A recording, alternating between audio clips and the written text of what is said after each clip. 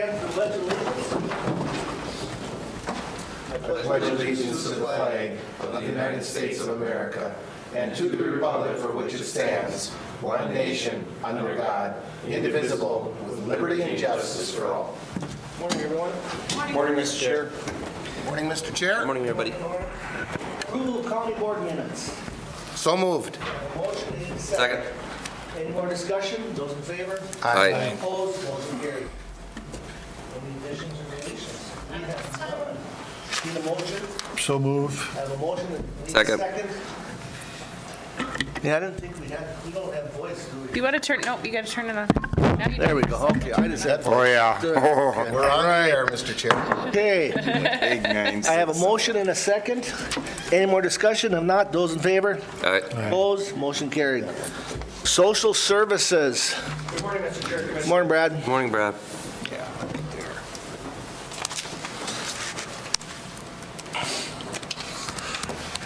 The first thing I have on my agenda this morning is, as you might remember, that Morrison County, along with the other counties in Region 5, won the Local Government Innovation Award from the University of Minnesota.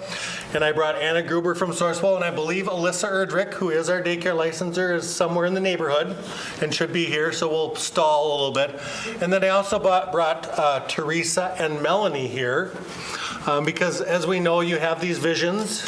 And for these visions to happen, you need people behind the scenes who can really put together that vision in a much more detailed and programmatic approach.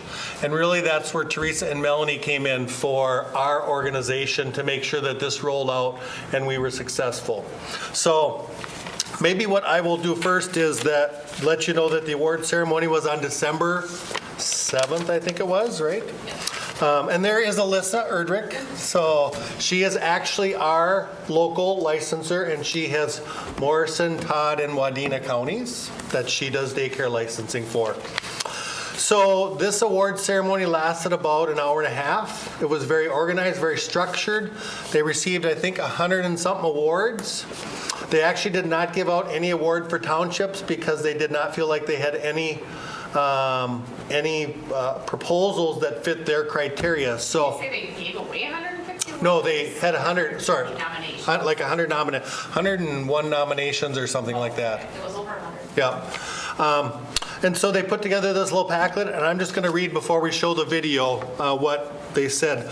I will tell you also that the runner-ups were Anoka County Library with a Volunteer program, Dakota County Public Health with a video-observed therapy for tuberculosis treatment, Anoka County for Connected Kids Initiative, which is about increasing licensed foster homes, and Hennepin County 100-day challenge, which is trying to reduce homelessness.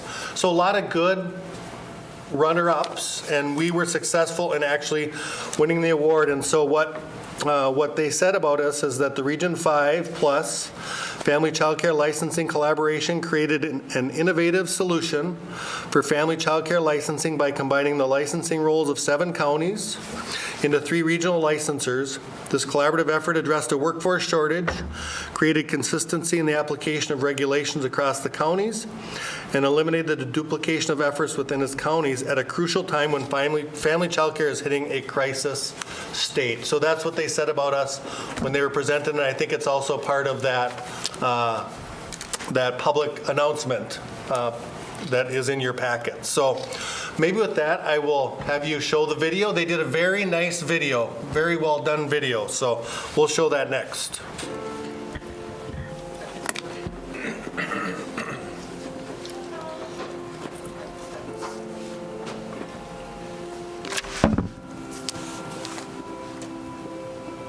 Is this it? No. Nope, That's why it's working. nope, that's the, Oh, this is a good one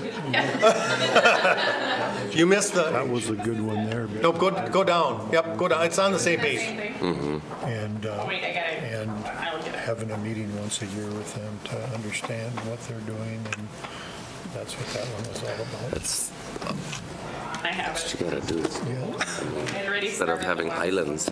Well, if you go back to the webpage, it should be on there. I got it. We should be talking with Mille Lacs too. with Just wait. something, just Did you ask click on the right one though first? You know, Because there's 5 or 6 on that at page. least you asked.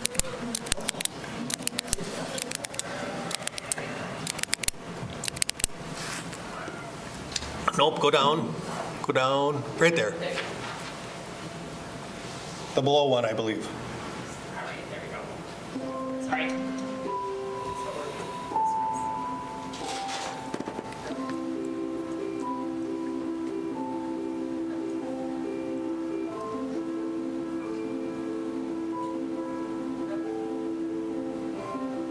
In our society, we don't always value those caregivers of our youngest kids. And family child care in particular, child care centers as well, they really do need to be celebrated and recognized and thanked for the important work that they're doing. I think we all would agree that there's a child care crisis and understand that with all child care spots, the crisis then becomes an economic development crisis because parents are unable to go to work, which then affects employers, it affects our workforce.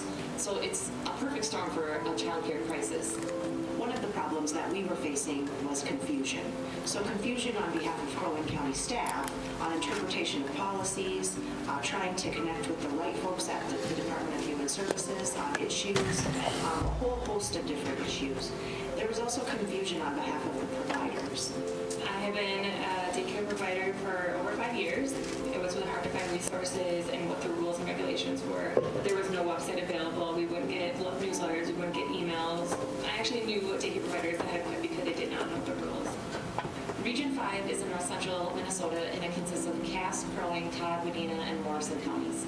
Region 5 is really fortunate. We have a great bunch of directors that work together and are consistently looking at innovative practices and ways we can do the work better and more fiscally responsible. Sourcewell is an educational co-op whose job it is to work with us on innovative ways to make sure we're meeting the needs of our constituents. Really, it was us 5 directors and Anna Gruber, the director of city-county relations with Sourcewell, that began to just talk about how can we create a consistent daycare licensing approach across 5 counties. Instead of having 5 separate positions for our region that are each doing the same thing, we could come together and have 2 positions do the same thing for the whole region. This position has allowed us the opportunity to offer really great customer service to the providers. They have one contact person that they can connect with rather than 5 different contact people.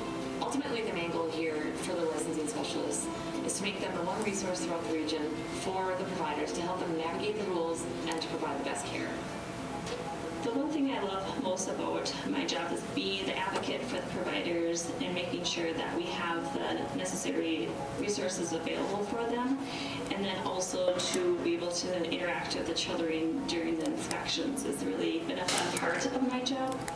Back then, it was just really hard to communicate. Now it's a lot easier through Sourcewell and Michelle to find the resources and to be able to communicate with the licensor. So far, our feedback from providers has been extremely positive. The licensing specialists are able to provide for the providers an online website where they can go and get all of their forms. They don't have to go to the DHS website. They don't have to go to the county website. It's all in one spot. We also provide a resource guide that helps them along the way in being a family child care provider. We also provide continuing education and training for them to maintain their licensure. We just recently had a family child care conference where we brought together nearly 60 providers from our region. And after that conference, we held a survey for them to help understand how they feel about this model. And 100% of them responded stating that they feel encouraged by this model, and that helps us know that this is successful and that it is working.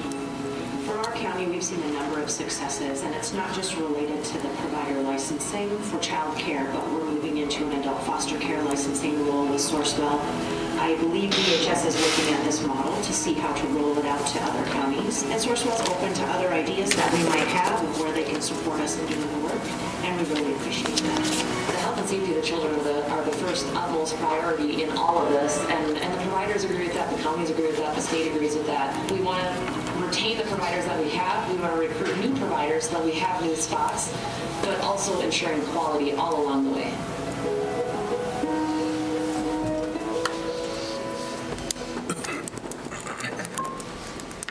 So it's a very well-done video. They spent the day in Brainerd with us as directors, with a daycare provider, with Sourcewell. And so all of the award winners had a video done that was just as well done as this.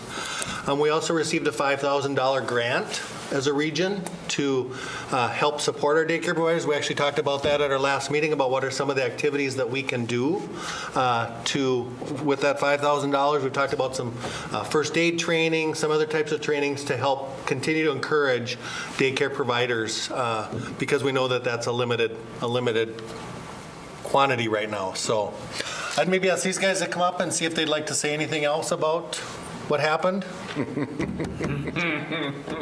Don't be Come on, shy. Anna, come on. Otherwise, I'll put you in front of the podium over Yeah, here. or where you can stand in by front of the yourself. podium.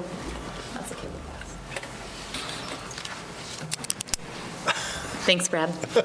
And if you can state your name for the record. Sure. please. Anna Gruber, Manager of City and County Relations at Sourcewell.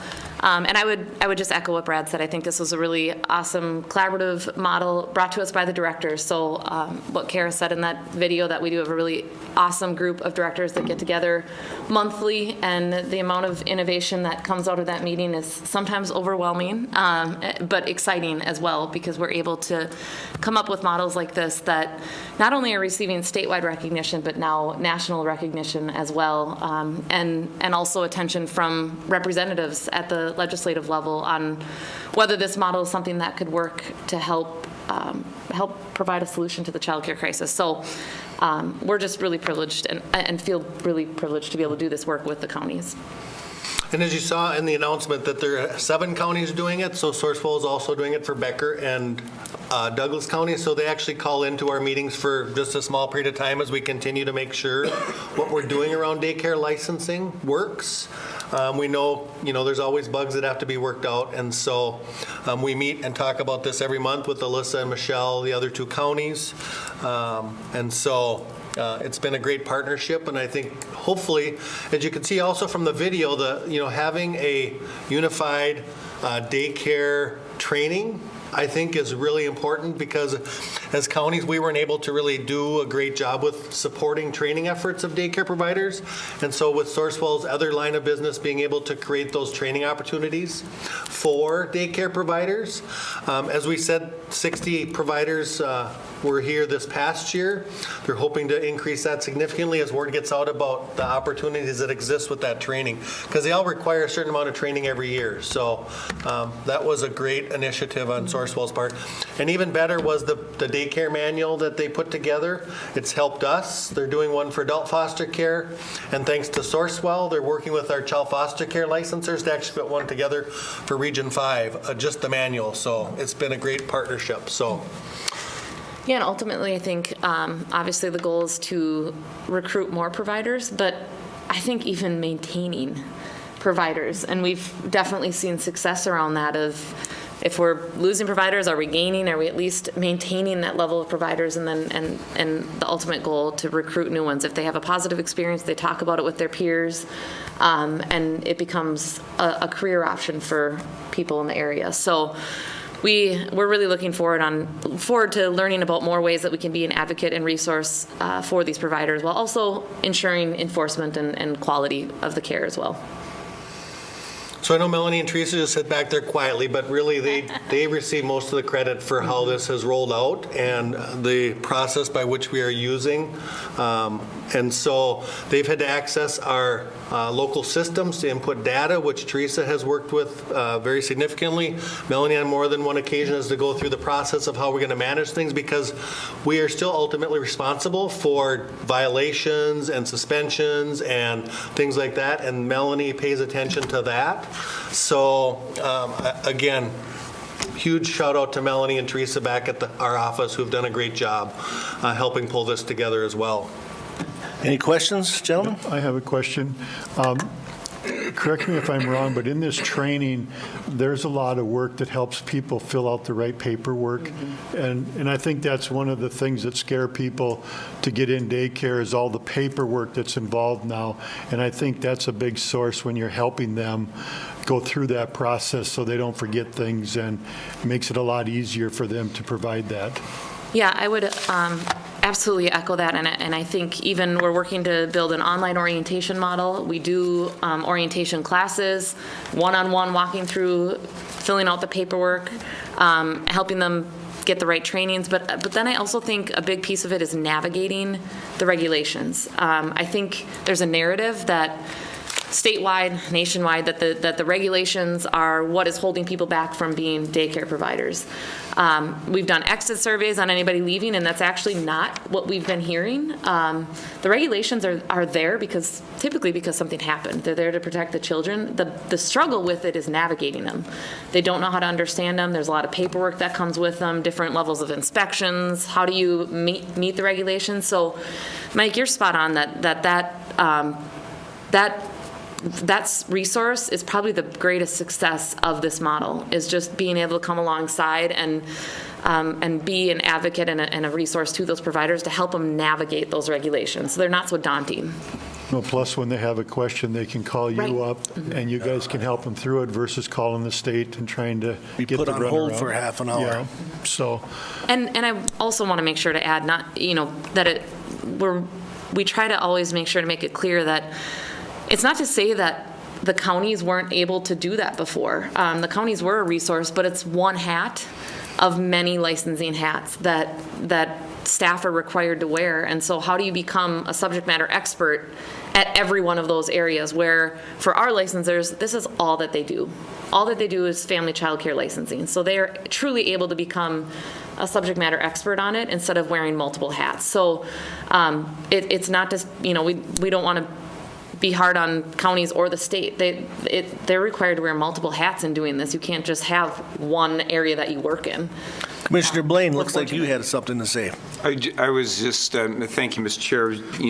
I thought the video was fantastic and extremely professional. But as that was playing, and what I gathered from that is through the collaboration of the 5 counties, then now you have 2 lead people to serve the 5 counties. And I think this is an example where we don't talk about this probably as much as we should about creating efficiencies within county government and being able to work on a regional level to achieve those efficiencies. And so now, instead of every county, duplicating the wheel, we have 2 point people out there to serve 5 counties. And kudos to you and to this effort. That is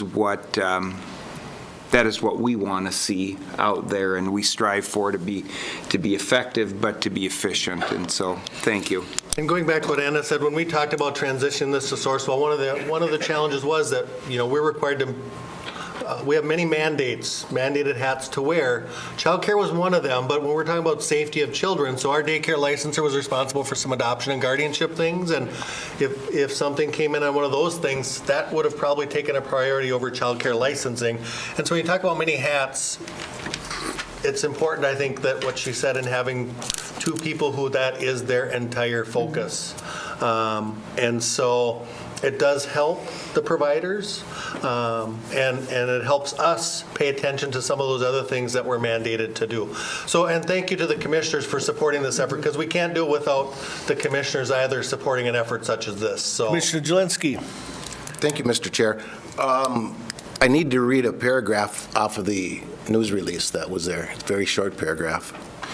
From streamlined dispatch of emergency responders and child care licensing services to breakthrough conversations about race and county tribal collaborations, local governments in Minnesota are finding creative ways to deliver services to their residents with greater impact and lower costs.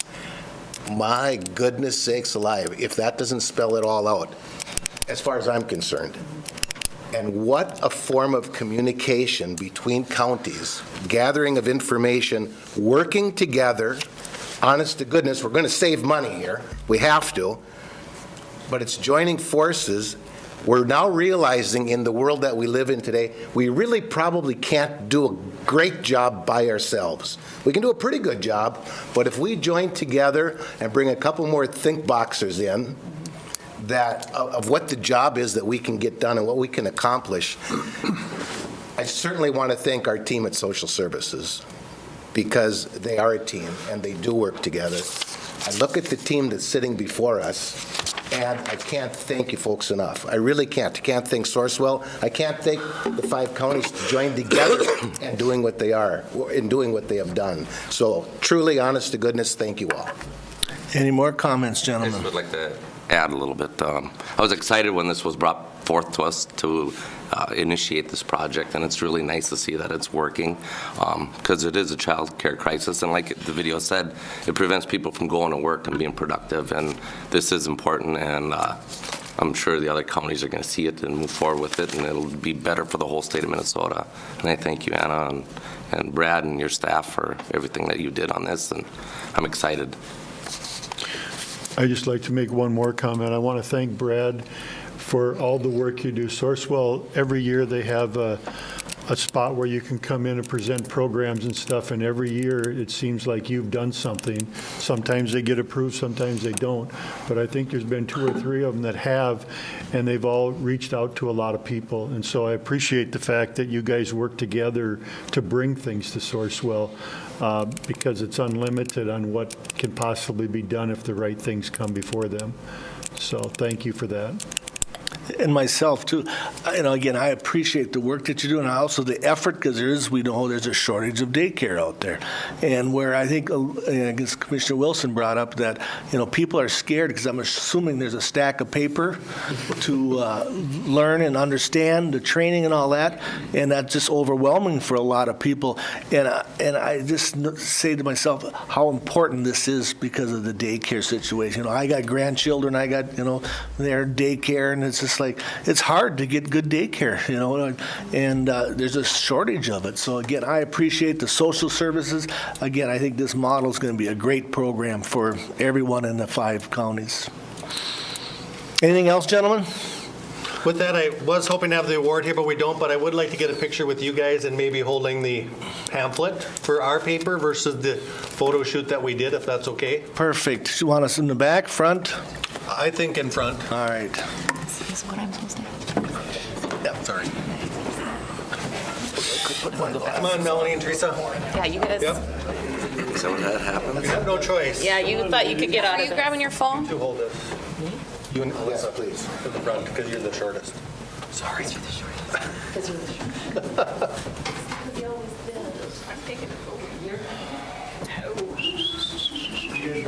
Oh, I'm the short one. You've always been short. Yeah. You've never We should wear higher heels. Teresa, come over on this side. Oh, there you go, switch with those. Where are you going? Slide down over there. Where Brad told me. Okay, now come forward a little bit. There you go. There we go. There. Perfect. There we go. Oh my gosh. Are we perfect? Smile. Best looking group I've seen today. Are they holding the It's only 9 a.m. Just today? 1, 2, 3, at least so far. Cool. Good. Thank you. Thank you. Thank you. Thank you. Congratulations, ladies. Appreciate it. Thanks for getting me to the right place. Thank you, Melanie, for coming. I'll help. And I'll help. Yeah.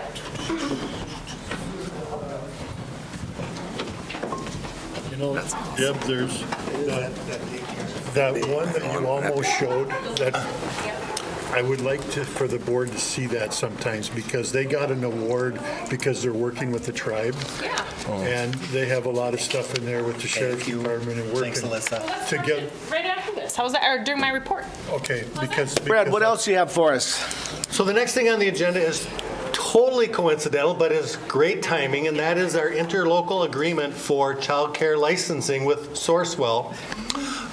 So as we begin to create more structure around how we're partnering with Sourcewell and the other counties, you may remember we did this with the Adult Mental Health Initiative, so we are going to do this interlocal agreement one time, unless some dramatic changes happen, as a way to build that framework for the daycare licensing that we do. So I'm here asking for approval for our licensing specialist services with Sourcewell. The cost to Morrison County is on actually attachment A, which is the following document. And so for daycare licensing, our cost for the year is based on a percentage of population. And so it'll be $31,500 paid to Sourcewell on an annual basis. But really, it's approval of the interlocal agreement is what I'm looking for today.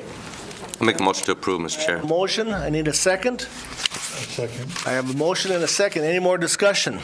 Brad, just that $31,000, that would cost us a lot more, would it not, if Sourcewell wasn't involved in this Yes, program? it would, yeah. I know a lot of times they want counties and school districts to pay part of what it costs to do programs, so they buy into Yeah. what's really happening. So Sourcewell has a formula for Region 5 counties so that we are not paying necessarily the full cost of the services at this point. So it is a cost savings to our agency as well as allowing us to repurpose staff to do some of the other mandated services that we're required to do. Mr. Chair, and do it better. Yeah. You know, I think Yes. that's the main focus that I see is key the one. willingness to try something. First of all, like we had said earlier, it takes you guys backing that initiative, which I think is huge and important and really makes and allows us to advance, but it's doing it better. Gentlemen, I have a motion and a second. Any more discussion? Mr. Chair, I have a question. And that question would be, where does the $31,000 actually go? I understand there's a cost to Morrison County of $31,000. To who, I'm assuming I know, but We are where paying does it go? Sourcewell for staff time to do childcare licensing. What I was looking for. Thank you very much. Any more questions or discussion? If not, those in favor? Aye. Opposed? Motion carried. The next item on the social service agenda is approval for out-of-state travel for Joe Tobin. He is a new member of our drug court team. He works for social services and does chemical dependency assessments. And so the 7th Judicial District is paying for his travel, his expenses, and the cost of the training to go to drug court training with other 7th District members who are new to the drug court community. And so I'm looking for approval for out-of-state travel for Joe, July 13th through the 18th in Washington, D.C. I need a motion, gentlemen. Mr. Chair, I'll move on that. I need a second for more discussion. I'll second it. Any more discussion? If not, those in favor? Aye. Opposed? Motion carried. Thank you.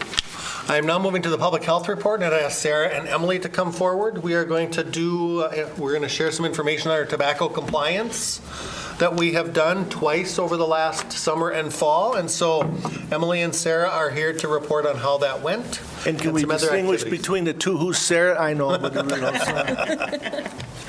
So there is a PowerPoint in your information. Morning, ladies. Good morning, Mr. Chair, members of the Morning. board. I'm Sarah. all right. The red hair gave it away. Yeah. So I'll just give a little background, and I'm really going to let Emily discuss her program after that. So tobacco compliance checks are required by Minnesota state law and our county ordinance to be conducted at least once annually. In 2016, we did update our county ordinance so that we could do the checks a little bit more often if we choose to. So involved in the checks are public health, the sheriff's office, and students over the age of 15 with a hard card identification, either a permit or a driver's license, and they do have to be under the age of 18. So the purpose of the compliance checks is to test and enforce compliance with state law and county ordinance in regard to the sale of tobacco products to a minor, with the goal being eliminating the sale of tobacco products to minors, reducing the likelihood of them using as they get older. We really strive on having a partnership with our tobacco vendors so that we can give them assistance, either technically, resources, or any sort of support that they may need so that they're in 100% compliance of this ordinance. And it's important that we have partnership with our student groups, our sheriff's office, to be able to conduct these checks. Also, we introduced a new program that Emily will go more into detail further into the presentation called Congratulate and Educate. And I'm going to let Emily take it away. Can you go back one Oh, slide? I'm sorry. Sorry. Okay. So this Congratulate and Educate program is brand new for us this past 2018 year. We partnered with the Department of Human Services, and they offer a program called Congratulate and Educate, where we as a county are reimbursed $40 for every establishment that sells tobacco that we visit and do a Congratulate, Educate check. With these checks, they're conducted in our same process. We recruit the students the same way. Everything is exactly the same, and I'll kind of walk through that process. The only thing that's different is there are no fines given out. We want to provide educational materials as well as additional information on training opportunities, which we also offered for the first time this year. And then those establishments that didn't sell are presented with a certificate. We really wanted to try this program to build those relationships and provide the education to move towards 100% compliance. These checks we conducted in June of 2018. We visited 30 of our 35 establishments that are licensed. So prior to the checks, we have to tell the Department of Human Services, this is how many checks we are going to do. This was a number that we thought we could get done within the 2 days, and it was. So we had 3 failures. 2 of the failures did request the ID, so they did look at the ID, and 1 of them did not. There was positive feedback from all the establishments we visited, though, whether they passed or failed, providing that information, giving them kind of a reminder, train your staff. As an employee, remember that I have to check ages every single time.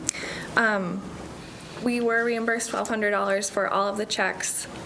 This money helped go towards time for public health, petty cash that paid for the products that we go in and attempt to buy, and then we also compensate our youth a little bit for volunteering. Moving forward to this year, we do plan on participating again. We will do these checks late spring, early summer. They have to be done by the last day in June, so we have a time window. The reimbursement increased to $60 per establishment this year. And then our goal is to check all of our establishments. Just because of how the scheduling fell last year, we felt like we could check all of them, and there will be 36 this year. Our license just came in.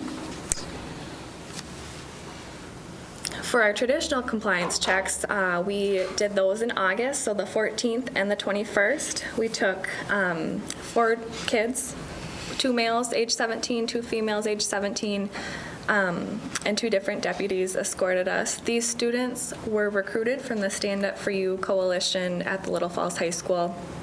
And then public health obviously accompanies these checks, and I do all the paperwork and everything. And they were 4 different students. Kind of going through the process of how we choose our student buyers, we really try to reach out to the organizations within the school, EPIC and Peers and Stand Up For You in Little Falls, finding students that are motivated to be positive role models for their peers. They have to be over the age of 15 and under the age of 18, as Sarah said. And we try to get both males and females. All 4 kids did such a great job. They had some really powerful takeaways that they came up with on their own, and some good conversation to take back to their peers and how they wanted to get the message out about tobacco in general in their school. So that was a really great thing too. We run them through a training so they know what they're walking into. This training kind of includes the process of the check, what they're responsible for and how they should behave. So we have some guidelines. You can't alter your appearance, so girls shouldn't put on a ton of makeup to look older. If they're ever in a situation that they feel uncomfortable, they are allowed to leave. Telling the truth to the vendors. If someone asks how old you are, you can't lie and say you're 18. You have to say your age. And then keeping the checks secret, so not posting on social media, not telling their friends what they're out doing. We also walk through types of tobacco products. Some students don't know exactly what's out there. And then we do role playing so they can practice asking for those. And then we also walk through some situations that may be potential issues, what happens if their ID gets taken or if they don't feel comfortable. So we kind of walk through all of that. We are thankful that our law enforcement does assist us with these checks. They escort us, and then if there are any issues, they would go in and help us with those. If an ID gets taken or if someone gets angry, they're there to support us that way.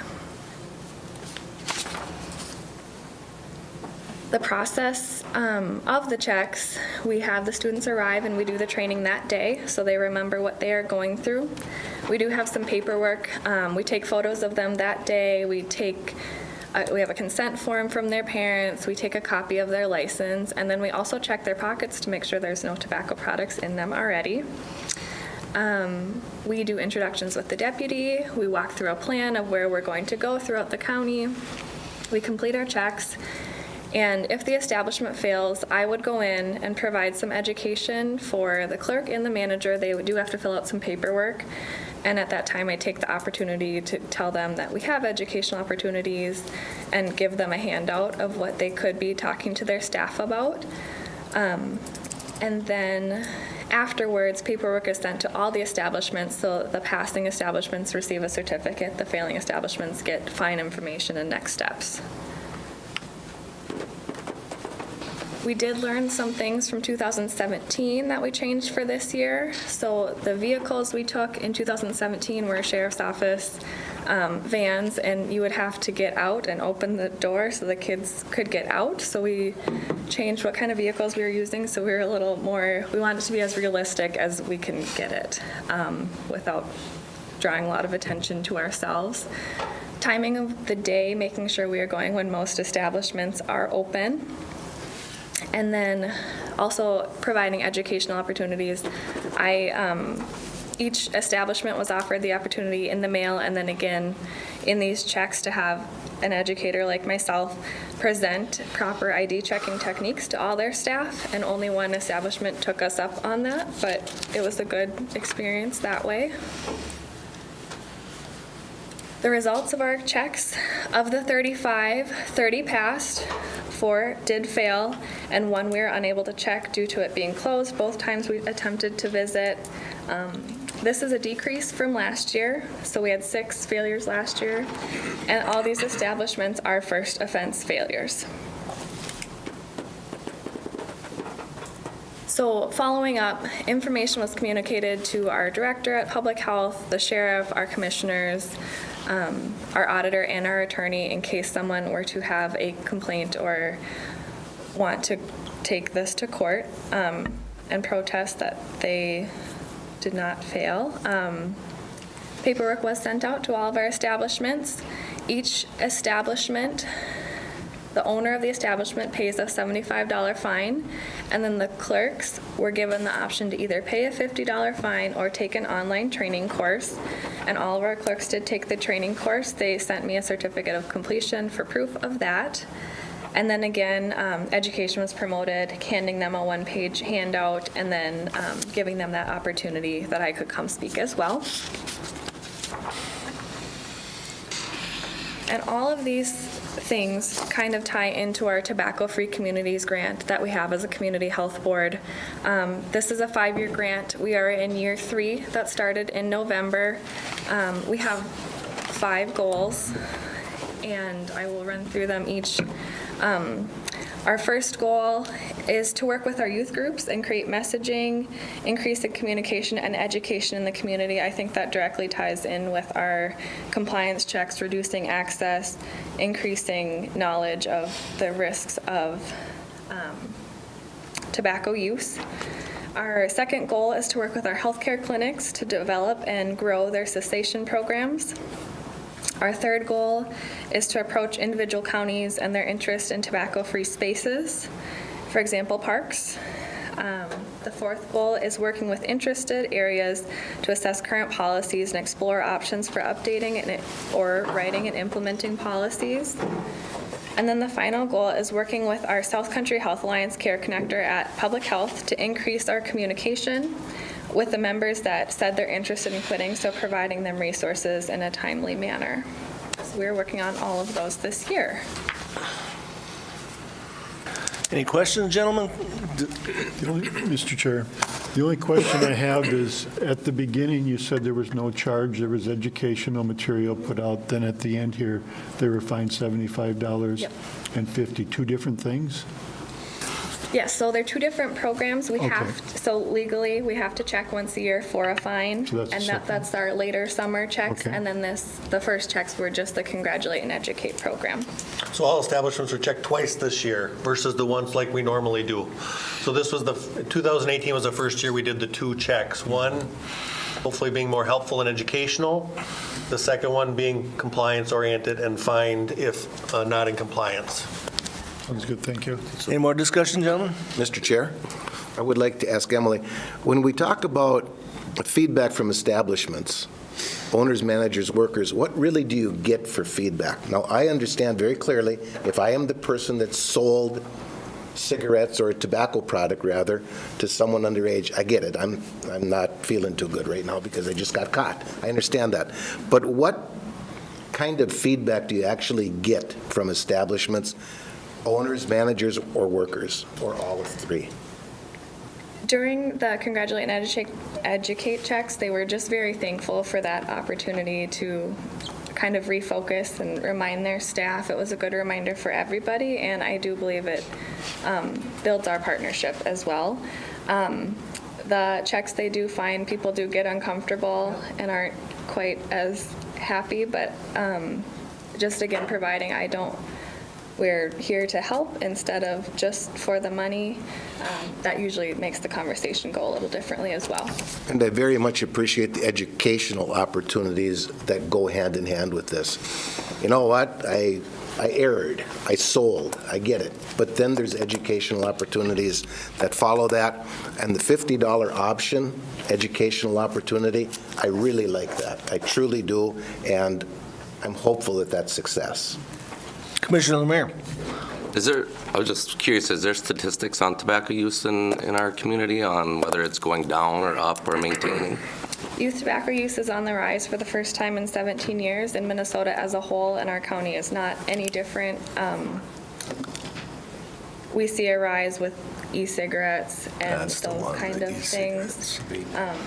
And it's just a trend that we're going to continue to see until that epidemic is taken care of. Because we know that e-cigarettes is rising dramatically, and you're saying tobacco use is also rising? Yes.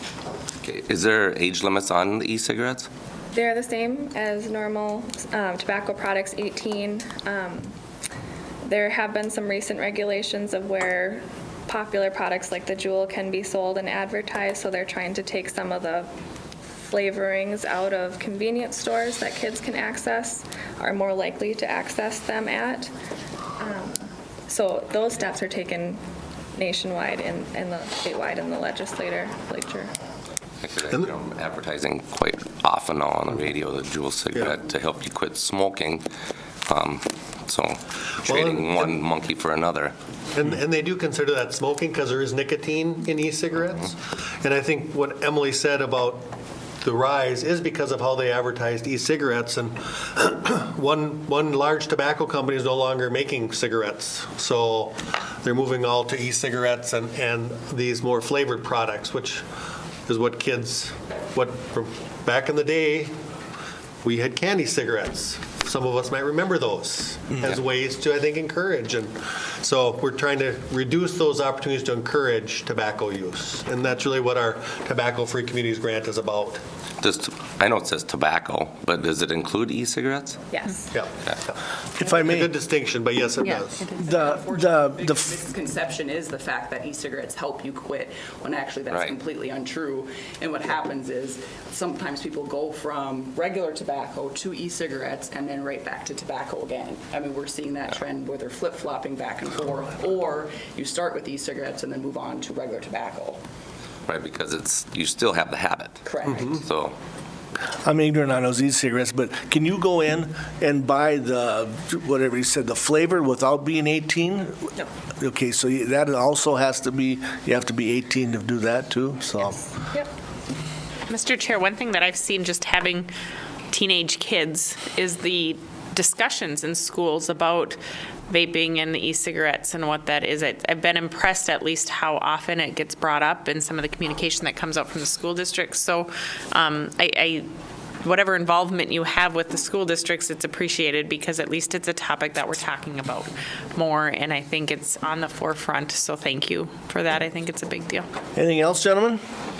No, sir. All right, well, thank you. Thank you. Thank you. Very kindly.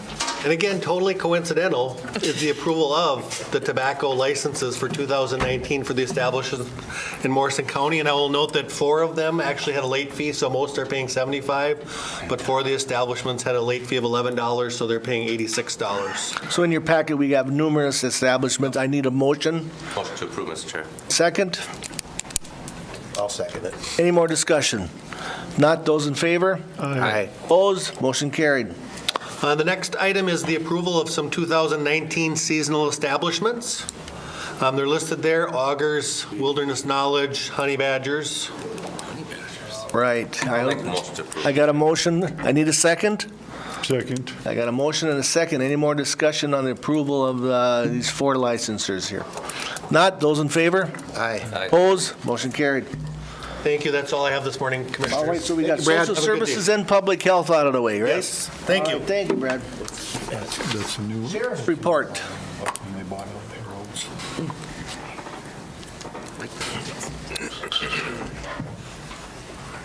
Morning, Sheriff. Morning, Sheriff. Belated happy birthday. Yeah, belated happy birthday, yes. You look just a little older. Yeah. I won't tell you the birthday card that I got. So I'll start with the monthly report, and this is going to reflect the month of December.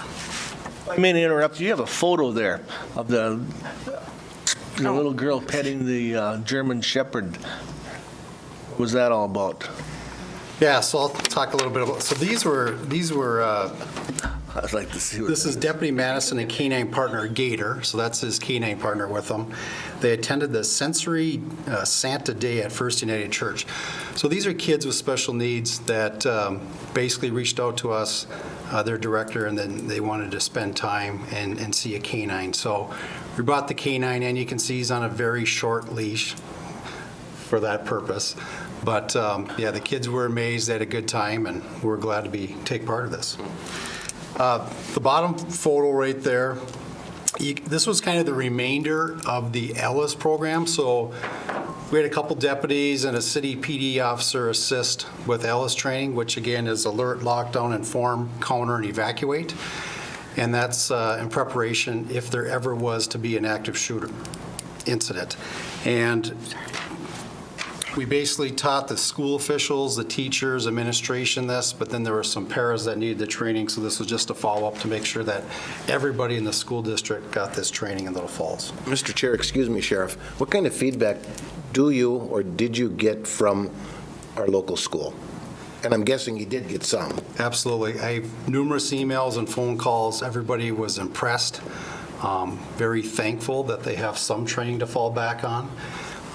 It kind of gets your mind thinking as far as what do I do in a situation like this? And prior to this training, you know, there wasn't much exposure or talk about it.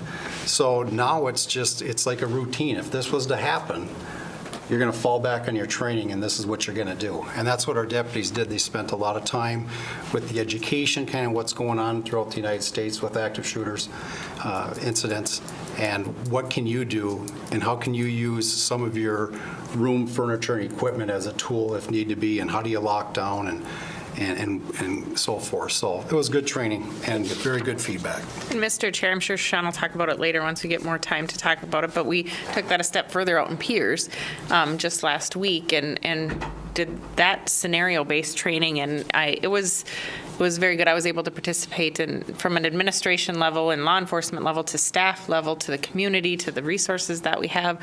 You know, it's impressive what we're able to do and the response that the law enforcement is able to have when it comes to crisis management and the resources that we have and the creative ways you've been able to obtain resources and stuff. It's been something that we ought to be proud of. And you guys have played your part in helping advance those, that as a parent, as a community member, as somebody who works in a government office, really, it's amazing how much better I feel about our response and our capabilities as a result. So they did a fantastic job.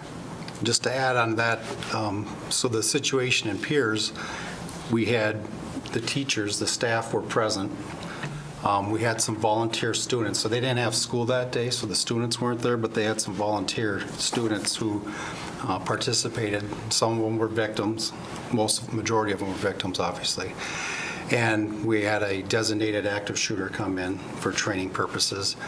And what was nice is we're able to tell the school administration, once this active shooter comes in, once you're alerted to lock down in place and or evacuate, they already knew what to do. They already had this Alice training.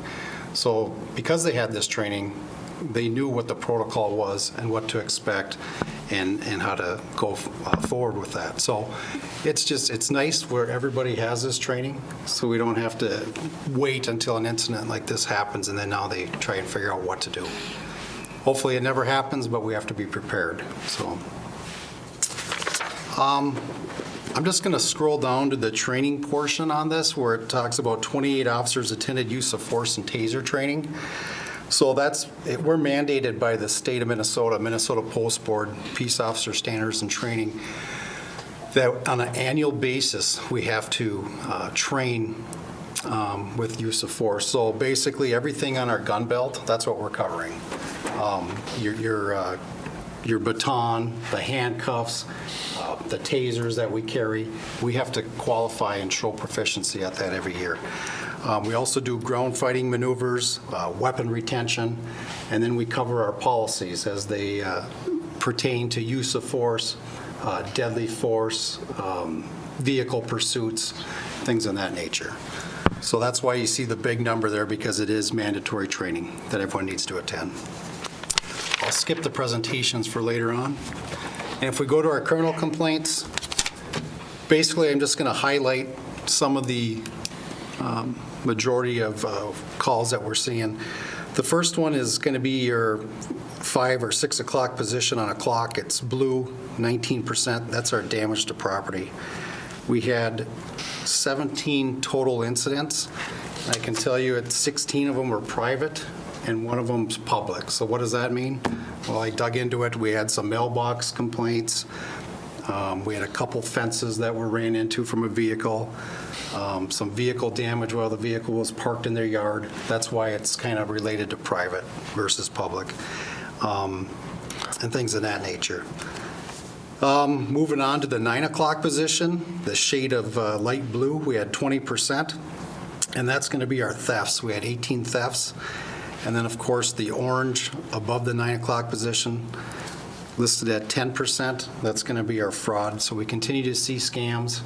I don't think that's going to go away. What we do is we try and continue to educate the public as far as if there's any new scams that we're seeing, so no one falls victim of those. Moving on to our traffic citations. We had 114 verbal warnings. We had 27 written warnings.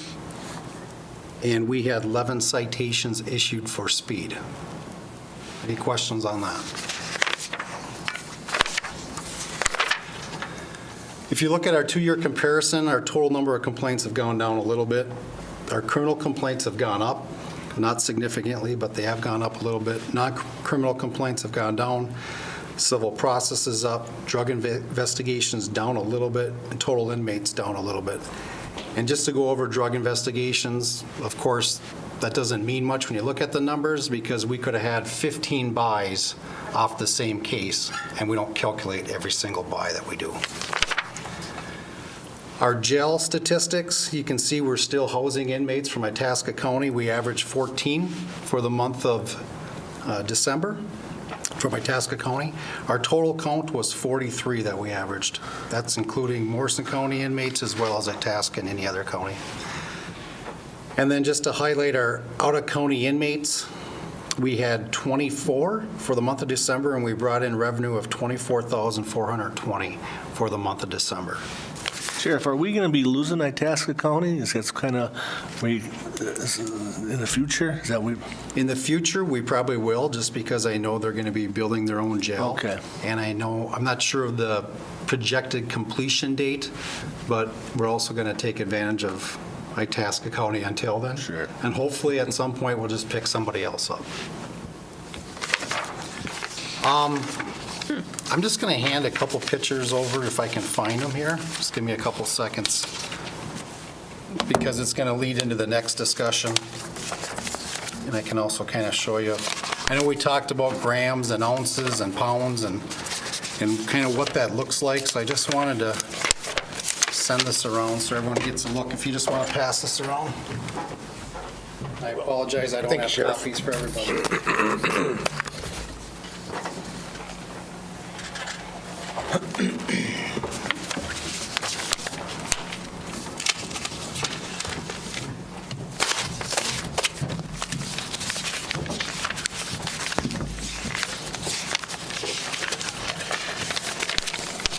So going over our drug cases, I'm just going to highlight a couple.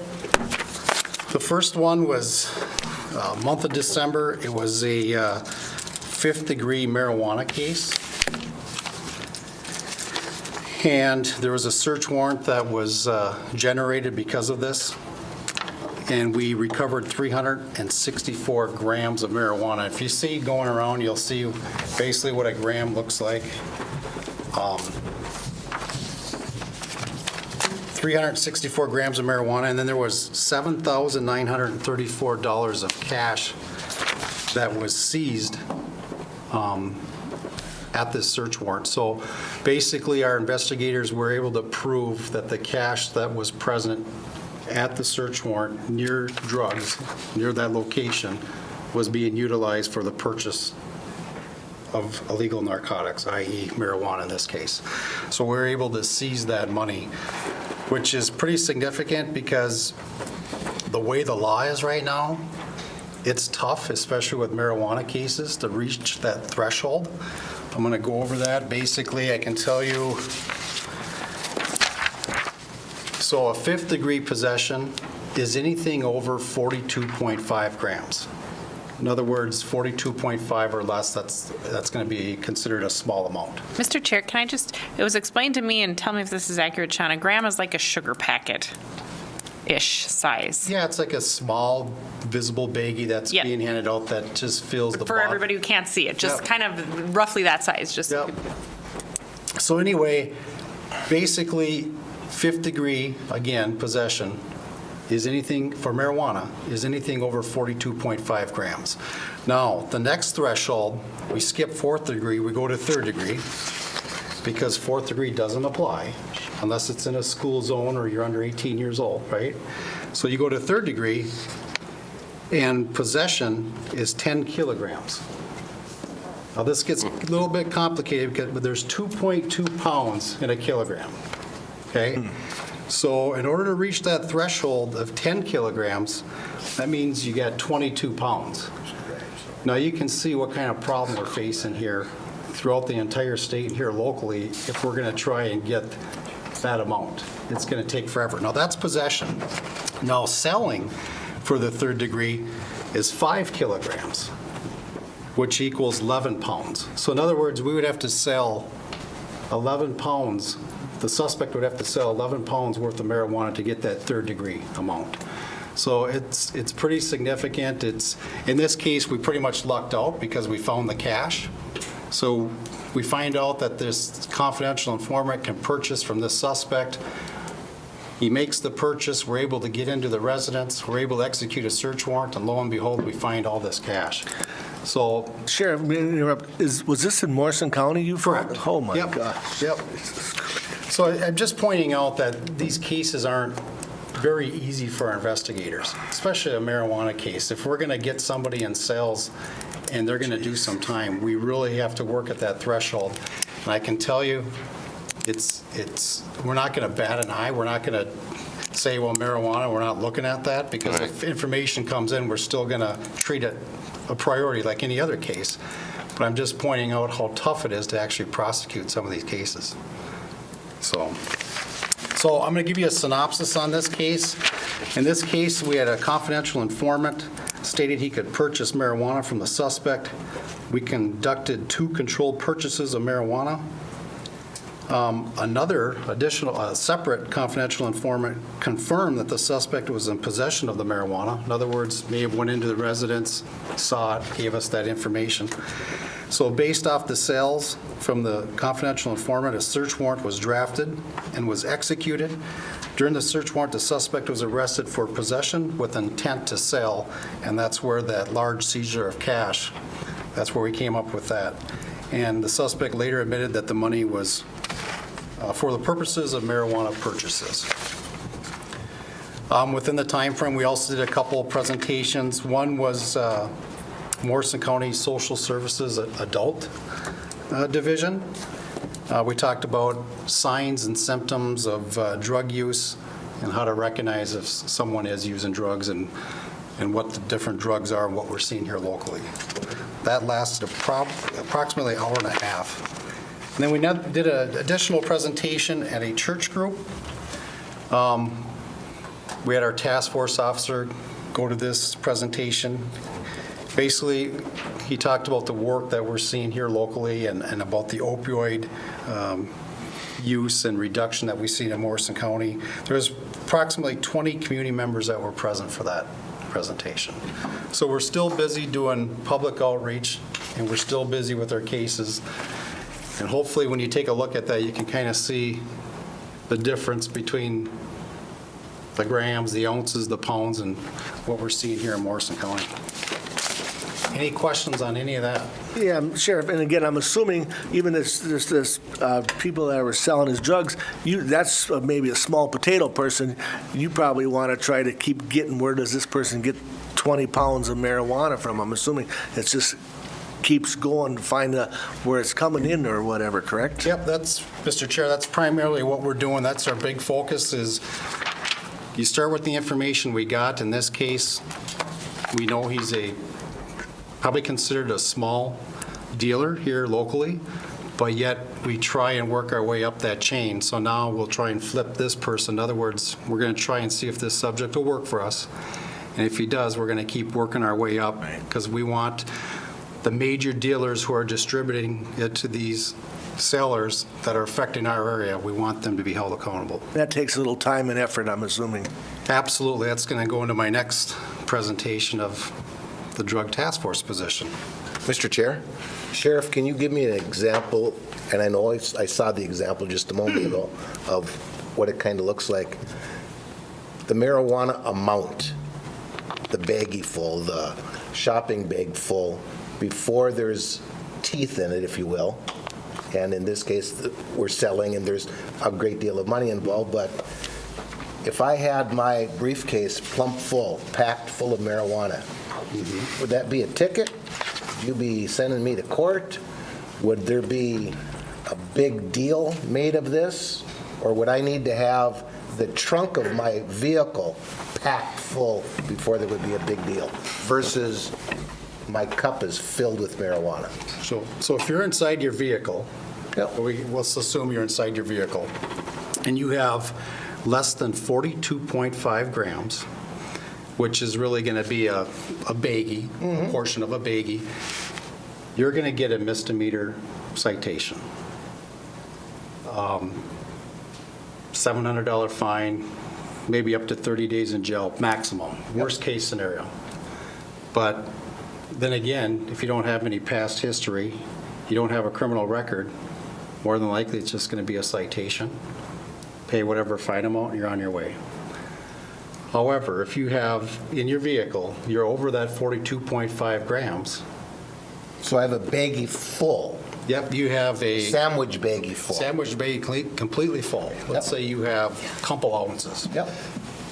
You are looking at a fifth-degree possession charge, which is a felony amount.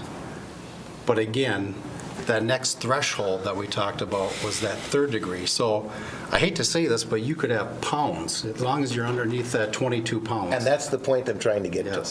That's the point I'm trying to get to. Thank you. Which is disturbing to us and obviously all law enforcement. But I think what happened is the state kind of looked at it as, hey, look, we have so many offenders that are going to prison. Our prisons are overfilled. How do we take care of this problem? And then you have a lot of offenders stepping up to the plate saying, well, we're just addicts. We're not doing any violent crimes. We're not hurting anybody. So why are we getting charged with this? Why aren't we getting treatment? Why are we getting pushed into a prison environment? And that's kind of what happened. Now our quantities and our degrees changed as far as the amounts that are being sold and the amounts that you possess as far as what charges are at stake. Thank you. And if I'm not mistaken, they increased the methamphetamine amount. They almost doubled that amount too, didn't they? They doubled a lot of the amounts. I think that I have it wrote down somewhere, but yeah, so what used to be for a first-degree sale, 10 grams, is now 17 grams. And heroin and methamphetamine, they each are categorized differently, but the threshold to meet that first-degree sale has gone up. So that's costing our drug task force officers in Morrison County and every county within the state of Minnesota more money as well. Because when we target people, we try to get that highest degree charge. Right, you make multiple 40-gram sales until you hit that threshold that you need to prosecute. Is that Absolutely. We make multiple purchases because if the dealer isn't used to selling pounds, he's not going to sell a pound right off the bat. If the dealer is selling what they call an 8-ball, which is 3.5 grams, that's what they're comfortable with. That's what we're going to purchase. We're not going to ask anything that they don't normally do because that becomes a little suspicious. And I'm assuming, Sheriff, these dealers also know where the standards are, so they're not going to oversell because of the fact they know that if you happen to be an undercover, you're not going to have to go to prison or jail or whatever. Absolutely. Yep. So it takes twice the amount of time and twice the amount of money to do the same that we used to do. The same amount of work that we used to do. Mr. Chair, do you have any insight, Sean, as to why the drug laws are going in that direction, which you need more to be in trouble, but things like the DUI laws and there's proposals on different components of things that are getting more restrictive? I guess I wonder what the correlation is with that or why. Well, I kind of explain it a little bit with the drug world. Is you have people saying that they simply have a problem. It's a simple addiction. And if they're not violent and they're not breaking into places, but they're just sitting at home or going from A to B and not bothering anybody, why are they going to prison? I don't agree with that. I'm just saying that's the thought process. That's the thought process behind it. So they really work those thresholds up, and the spin on that is the message to the judges was send these people to treatment then versus putting them in prison. Yeah, I know you said that. It's just perplexing to me, I guess. It is. It's counterintuitive. Whatever. Mr. Chair, if I may. Sheriff, that's one of the, ironically, is one of the questions that was asked to me twice in the last week by constituents, in the sense that if there's such a drug problem in Morrison County, then why do we read in our local paper that week after week where we have a number of individuals who are charged where these charges are being dismissed? Can you explain that to me? Absolutely. I can tell you that in law enforcement, we're the executive branch of government, so we enforce the laws. We're not the judicial branch. We're not the judges. We're not the county attorney. We don't basically overlook the case and dismiss and or come up with a time amount that someone's going to be sitting in jail. Sometimes cases are dismissed because maybe there's multiple charges, i.e. they're going to take all these charges and merge it together and say we're going to dismiss count 1 of this charge and count 2 of this charge, but we're going to, this suspect or this defendant admitted to this violation, so it's all going to go under this violation. It's a plea agreement, basically between the prosecuting attorney and the defense. That's what they agreed upon. In other words, there'll still be points against that subject's record when they run a criminal history, and there'll be some time, but you're not going to get charged with all the charges that they're facing, if that makes any sense. Okay, and it does, and thank you. But also to the point you just made here a few minutes ago about those individuals out there who want to claim. I'll just put it in my own terms that they have a personal problem. I got a personal problem. I like to do meth all the time or whatever, but they're not hurting anybody. But yet.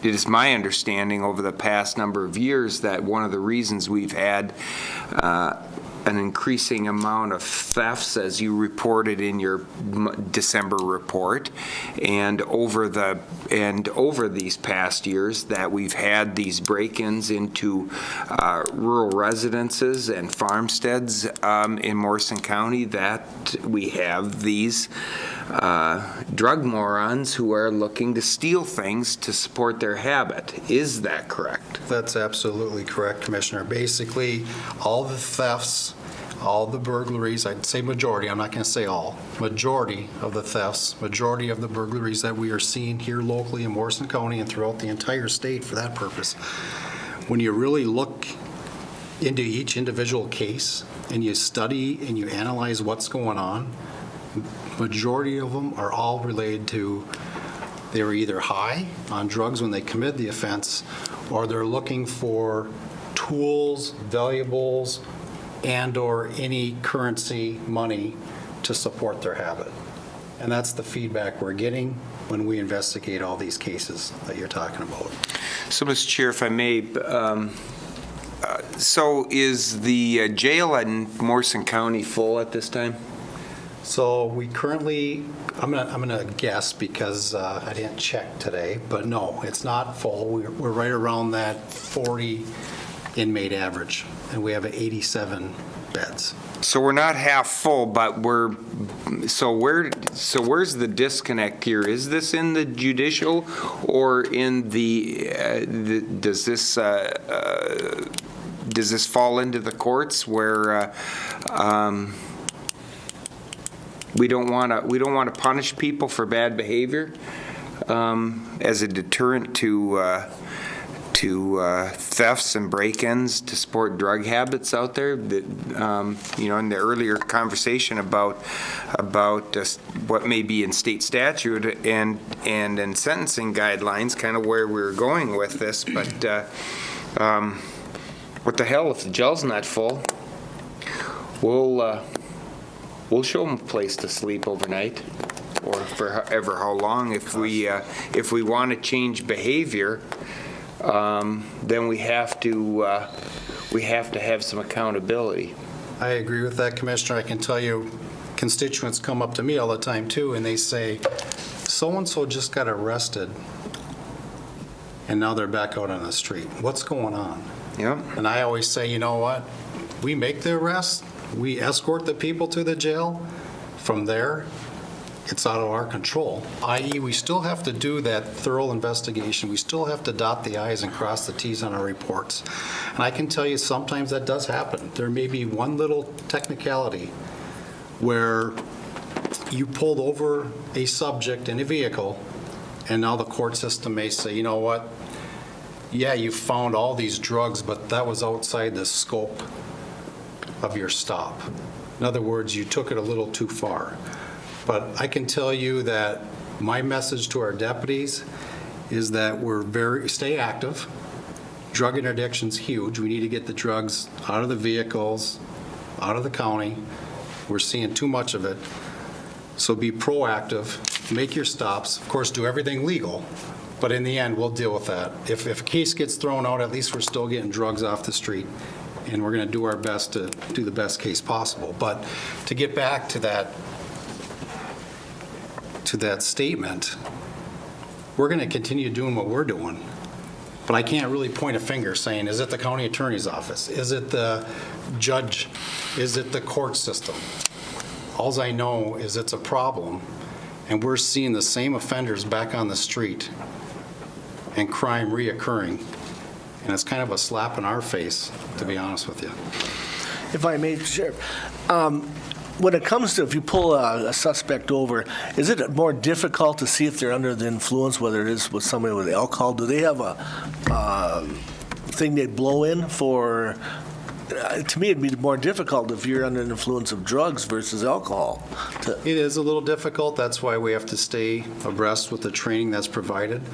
I guess number one, if I'm pulling you over because you're weaving or you're doing something that catches my attention where I have reasonable suspicion to pull you over, especially if it's a driving violation, I'm going to take it a step further. If I can't smell anything, you just presented to me that you cannot drive within your own lane.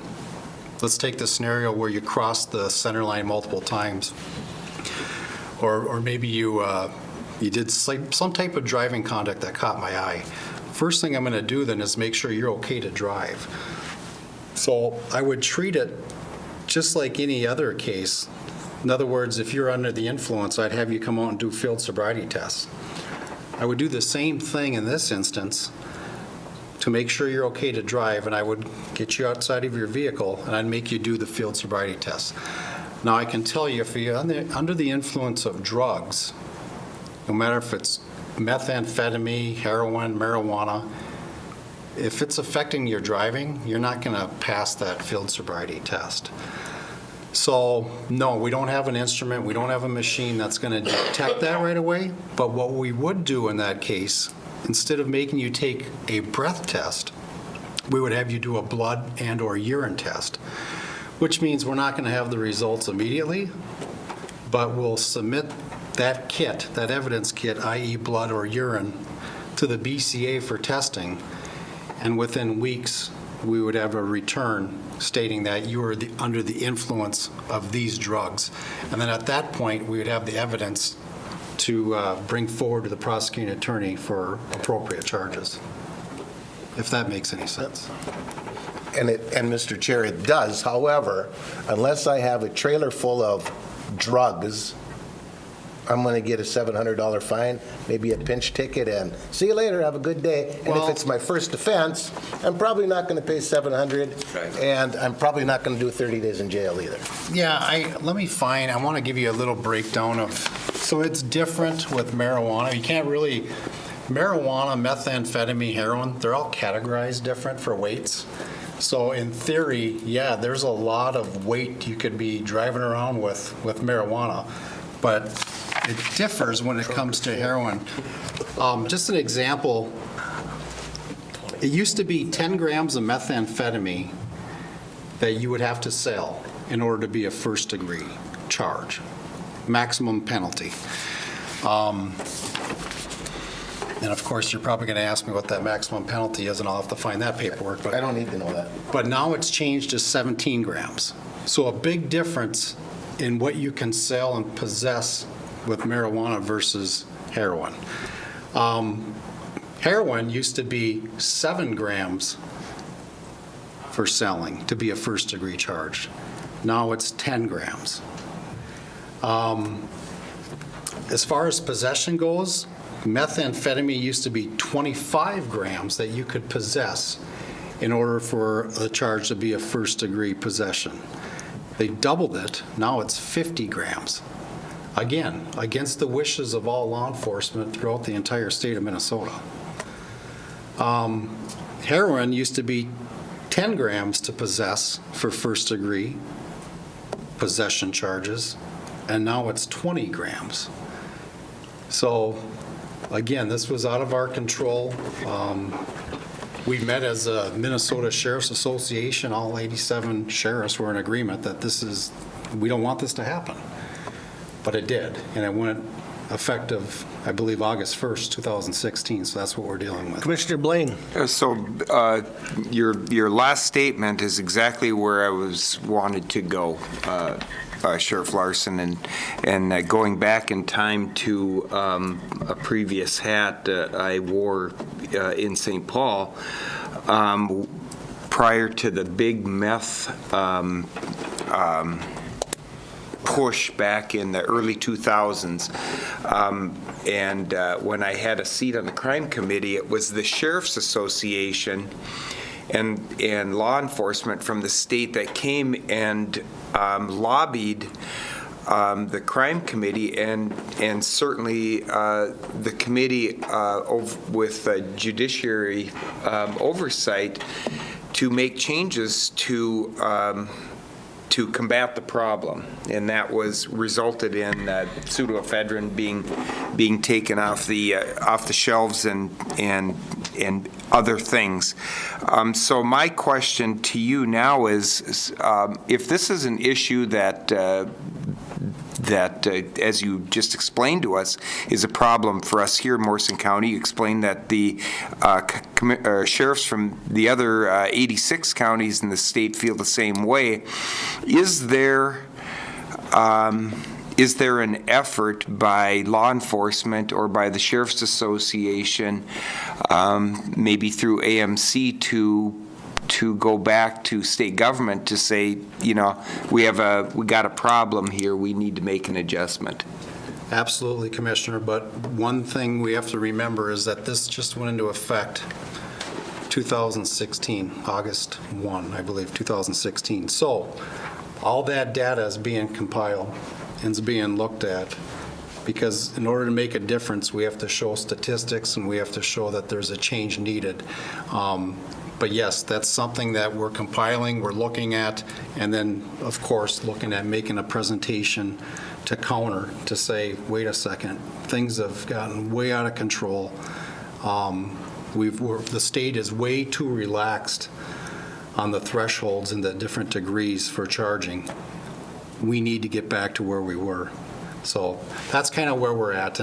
But of course, there's going to be statistics thrown in every single direction to include treatment, who's gone to treatment versus who sat in jail or got shipped out to prison, and where are they at now in life? Are they crime-free?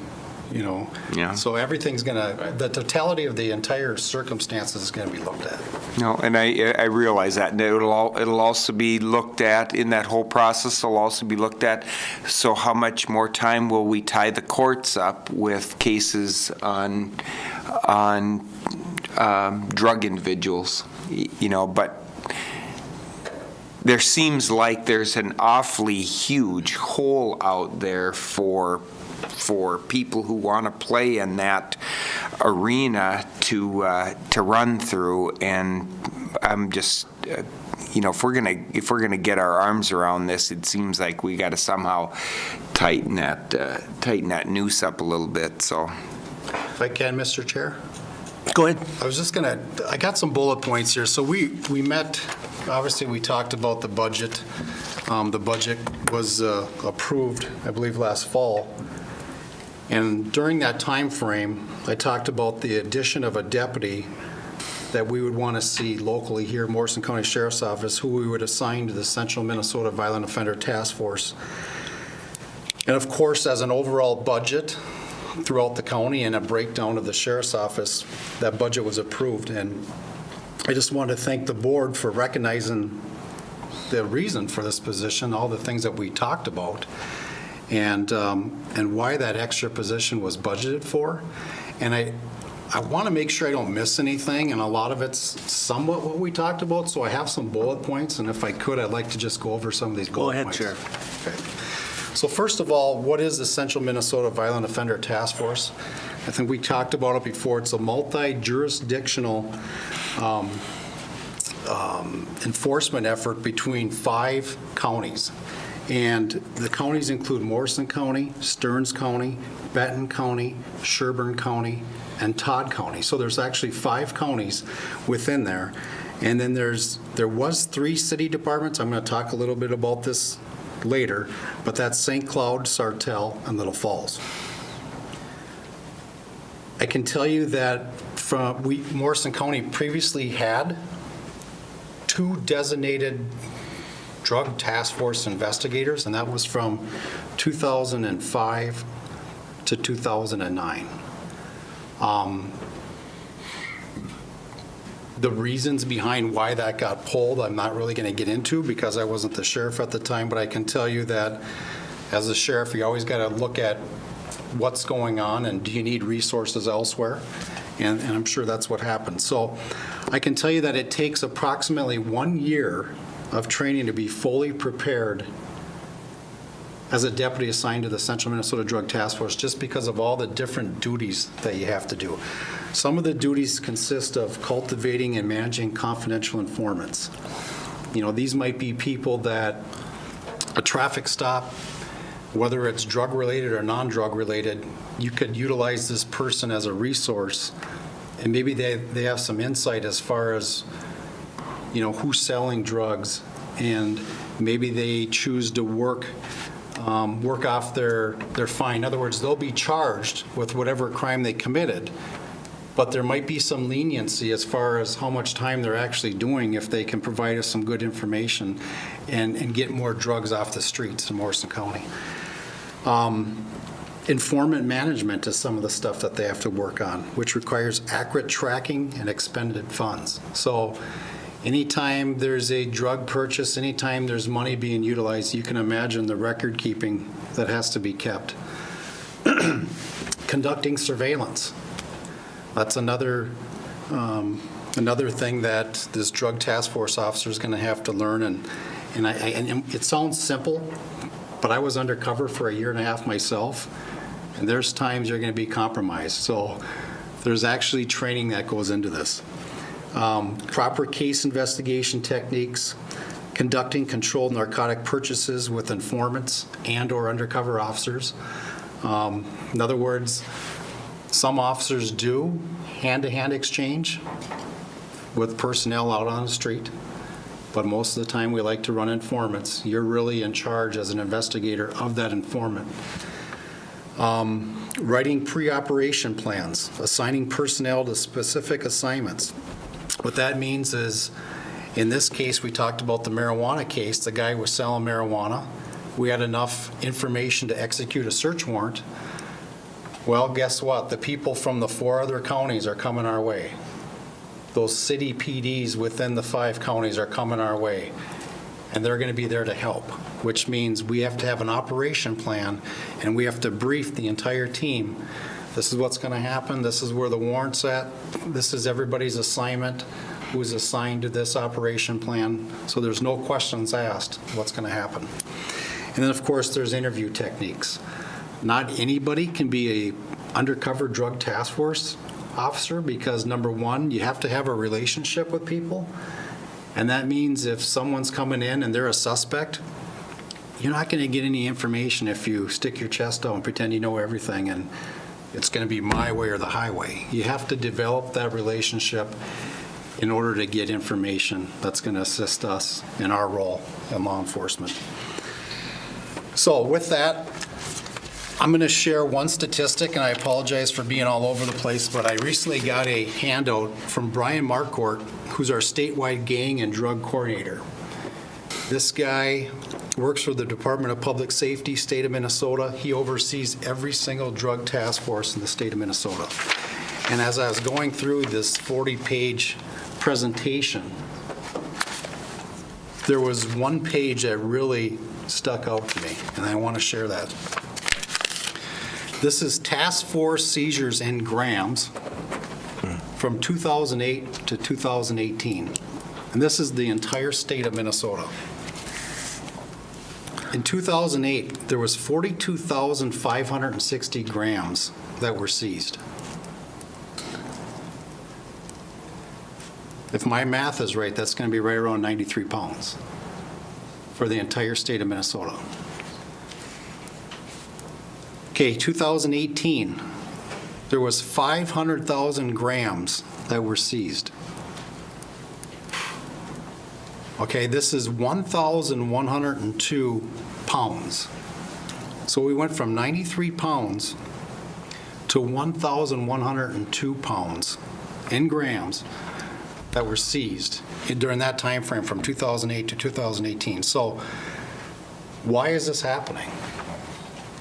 I think, that's the million-dollar question. I think what it is, when I was working the Drug Task Force 2005 to the 2006, there was a lot of methamphetamine labs, but it was your back in the woods, kind of like, hey, get 2 or 3 guys that know what's going on, how to cook this, and let's make a lab. They're going to use the ingredients, anhydrous. We had all those anhydrous thefts from co-ops. Now we're talking about the Mexican cartels who are manufacturing this. So that's not your ma and pa lab.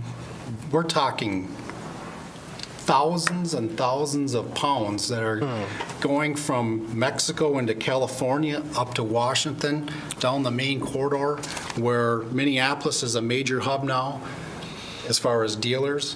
That's where a lot of it's going. You have St. Cloud being another hub of major dealers, and then you got Little Falls making the easy commute back and forth to the Metro and/or St. Cloud, bringing the stuff back to our communities. So that's why we're seeing a major problem is the Mexican cartels are manufacturing this by the pounds. It's no more just a meth lab that produces, an ounce or 3.5 grams. We're talking pounds. So Sheriff, Mr. Chair, if I may, so the 42,000 plus grams that were seized in 08 or the 500,000 plus that were seized in 018, you're talking specifically on methamphetamine? correct. Okay. Yeah. Okay. Because that's where we're seeing our major spike right now statewide. Sheriff, too, I don't know if maybe you have the statistics, how many drug task force were there in 08 versus 18? I think that's going to be something that you're going to have to take a look at, too. You have more coming in, you're going to need more people to... Yeah. I could tell you there's 21 violent crime enforcement teams covering 70 counties. Some counties... How many counties? 70. 20, well, not even one per county. Huh? So we have 87 counties, so there's some counties that don't even have a task force. They're trying to do things on their own. Mr. Chair, we can kick this can down the street as long as we want to kick it, and until the legislature, God bless them all, I'm not pointing a finger at anybody, until the legislature changes the law, in my opinion, to have a little bit of teeth in it or to put some teeth back in it, and this probably is not the time or the place for this discussion, we're going to be exactly where we are. Exactly. This is not getting any better. Matter of fact, it's getting worse. We have deputies who are taking pounds off the streets. The heroin we've seen from 2018, from 2018 has gone down a little bit, and that is because of all the opioid prescription drug task force things, CHI hospital, working collaboratively, social services with everybody that has come together to the same table to say, what's our problem? What do we need to do about it? And I don't want to leave anybody out. The county attorney's office, the judge, everybody. Everybody's come to the same table, and we're doing more with Coffee with the Cop, drug take-back programs, more education, more public outreach. I think that has all helped out, but yet we're basically behind the 8 ball on the methamphetamine, no pun intended. We're behind it. And that's just, Sheriff, that's just the meth you're talking. We have, like you said, the heroin, we have the marijuana, so yeah. So I'll continue on some of these bullet points. I'll try and move through here fairly quickly. So the state of Minnesota in general is experiencing more quantities of meth than we have seen before. I think I've mentioned in the past what used to be 3.5 grams or an ounce of drugs, whether it was heroin or meth, was a big deal. But specifically when you're talking methamphetamine, we're seeing pounds now. And I don't see that slowing down at all, just because supply and demand. There's obviously a demand. And the prices, what used to be $140 for a gram, have gone way down just because of the quantity that's out there. So a pound of methamphetamine, so for the typical user, dealer, individual out there possessing that, it would cost him how much money to buy a pound of meth right now? That's a good question. I can tell you that our guys aren't necessarily buying pounds, but what we do is we find when we make a traffic stop, now we have that pound of possession. So I can tell you what I do know. I do know that to buy an 8 ball, which is 3.5 grams of meth, right around that $160 mark. And that's how much of a pound? So that's 3.5 grams. You'd have to do the math for me to figure out. 64 grams in a pound? Sure. And your mind's going ding, ding, ding, ding, ding. Is it a half a cup? 16, so... Is it a half of this cup? 3.5 grams is probably going to be a quarter to a half of that cup. Quarter to a half of this cup. But I can tell you that methane, so it depends on if you're selling it by the gram, if you're selling it by the ounce. 3.5. I can tell you a half an ounce of methamphetamine, anywhere from $350 to $400. And I can tell you 1 pound kind of depends on your source. There's a lot of fronting, and fronting means there's such a large quantity of methamphetamine that maybe I don't expect money right away. Maybe I'll front you the meth. In other words, I'm going to give you the meth, and within a couple months, just pay me back, or within a month. That's how the large quantities work. When you have an overabundance of a drug like this, I don't even expect money because I'm making good money to begin with. Just get me back. If you pay me back in the next couple weeks, a month, couple months, we're good. I'll write it down on my little ledger, so I won't forget. And then, that's evidence that we use, obviously. Everything comes into a factor when what we're looking for and what we're trained to do when it comes to illegal narcotics. But so again, 1 pound, depending on the source, it might be $5,000. And if the source isn't able to have that much quantity at their wayside, then maybe it's going to be more. So I'm just throwing out figures that come to mind. I think we talked about the majority of thefts and burglaries are tied into our drug problem that we're seeing here locally. Subjects want money so they can support their addiction. It's not uncommon for a break-in to take place, and there's multiple tools that are stolen. And then we find out later they go to the pawn shop, and they're actually getting money back. And eventually we'll catch them. Hopefully we will. But that's what takes place. I can tell you that we've worked with community corrections and social services, looking at their statistics. Excuse me. Community corrections, probation, have stated that they've seen increased in their cases involving drug offenders. In 2015, there was 9% of the offenders were on their caseload for drug-related cases. In 2017, they just did a 3-year span. 26% of offenders were on their probation for drug-related offenses, which is a dramatic increase just in that time frame. Social services, they provided some statistics as well concerning chemical. They had a chemical dependency report, which also provided information from that 2015 to 2017 time frame regarding the number of people involved in treatment.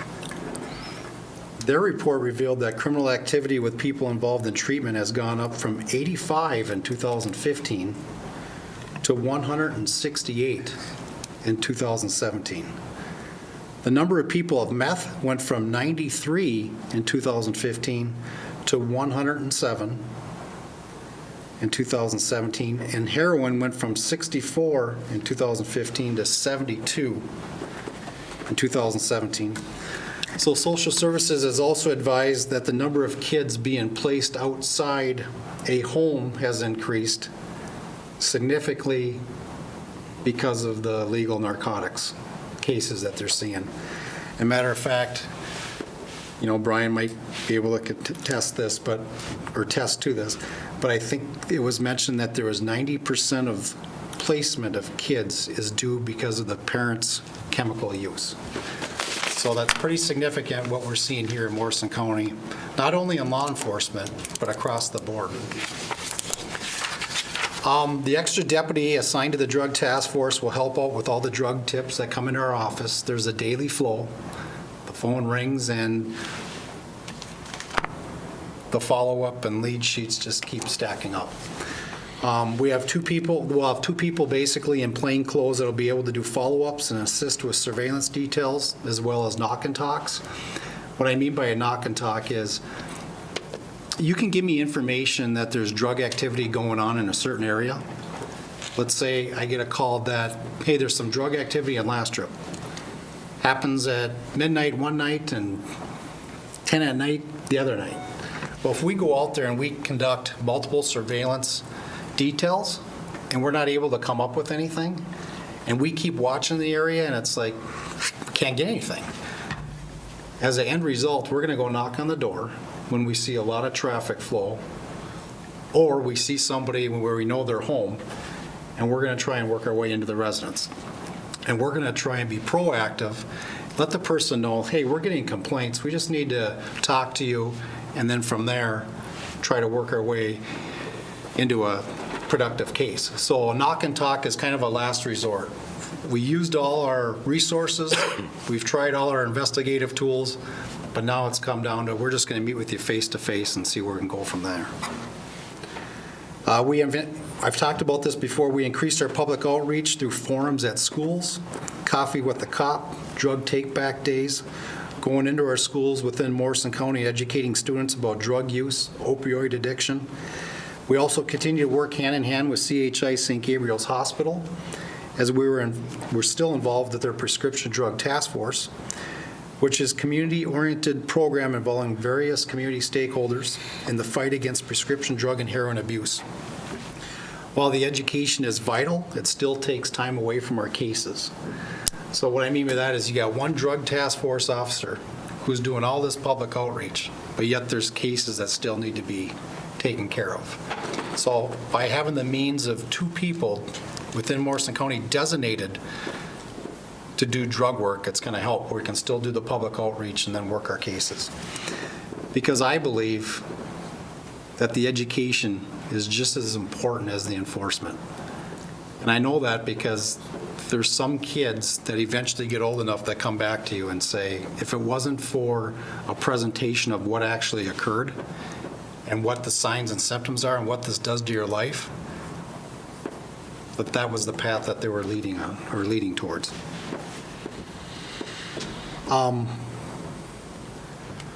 Unfortunately, we still see drug overdoses in Morrison County. I don't have a number for you. I'm going to guess there's somewhere between 7 and 9 drug overdoses since 2015.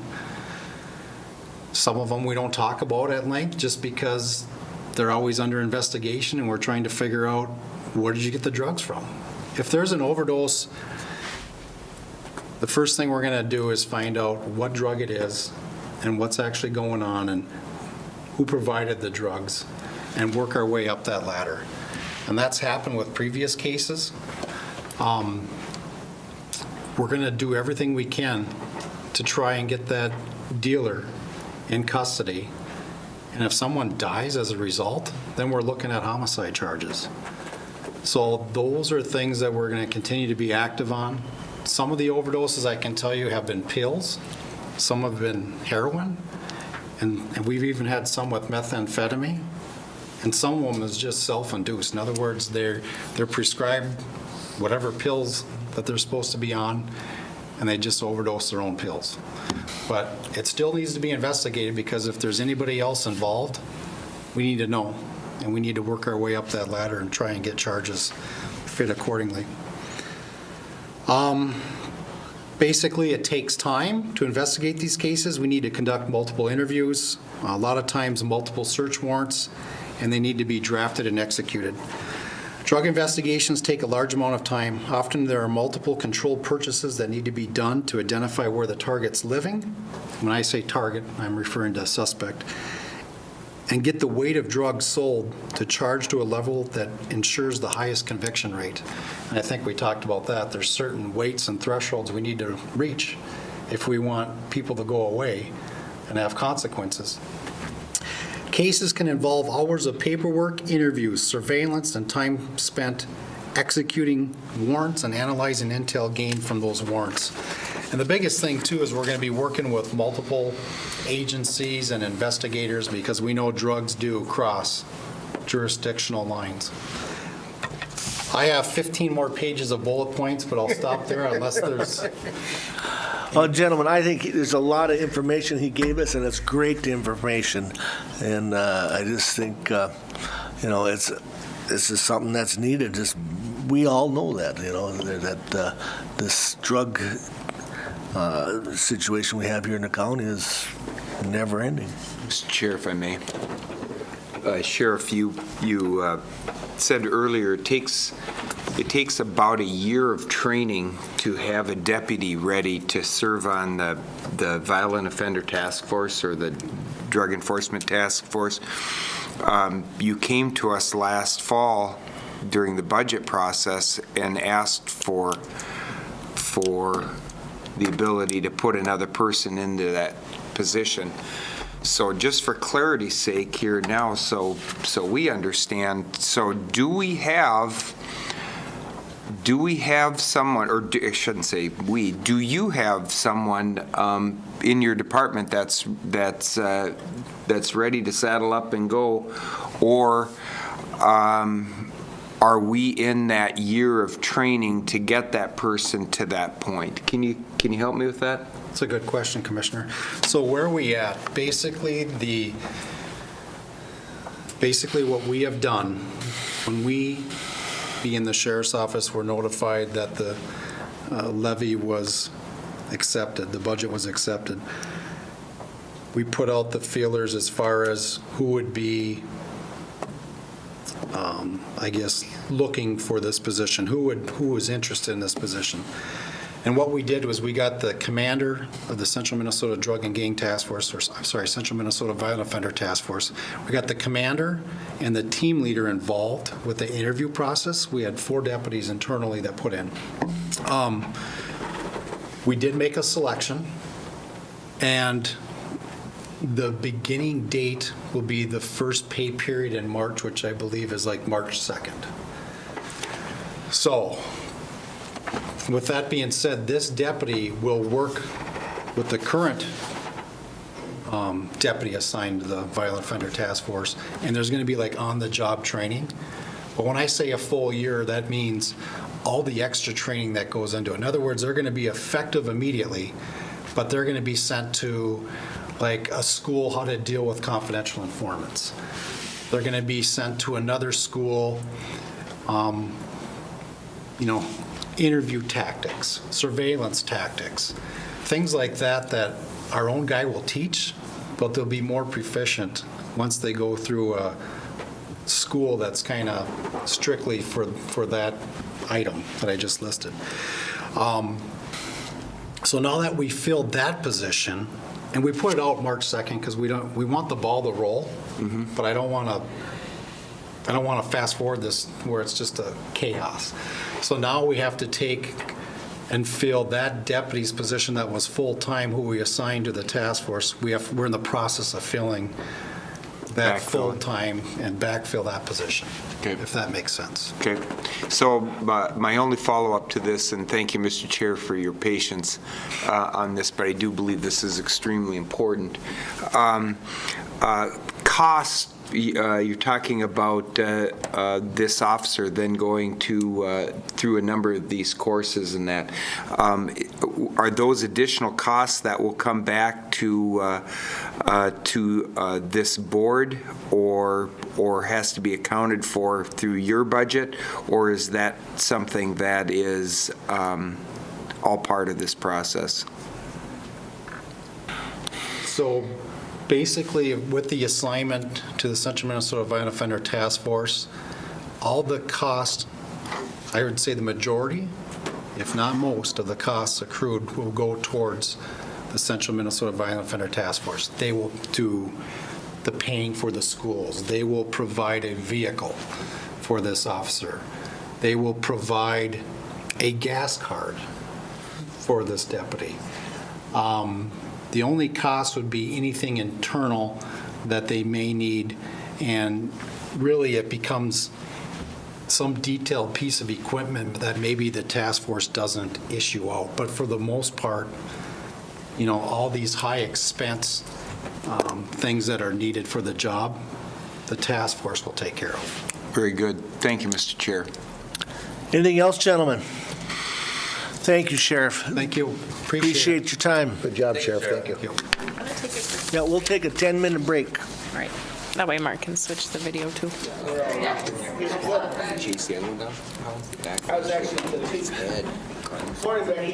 Good morning, Becky. Good morning.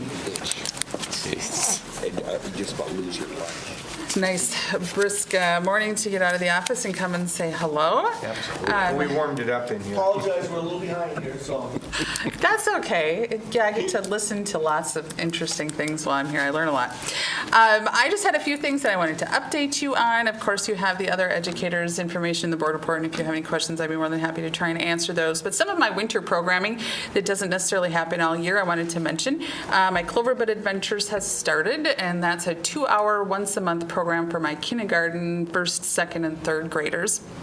And a number, 8 kids have registered, and so we'll have 5 sessions once a month. Our first session was snowmen, and during that 2 hours, we spend time, we play some games, we have a snack, we do some craft ideas, and then we do a little education as well. And so talking about where do we get snowflakes, our water cycle, and how that works, and then looking at animals and how do they survive in the cold weather when it's cold, migrating or hibernating or putting on their warm winter coat that they always have on. And so our rest of our Cloverbud Adventures will include music, beef, snacks, and wildlife. Also, county project nights have started for the winter months, and we had one earlier in the fall on body condition scoring, which for those of you who don't know, it's not some crazy diet fad.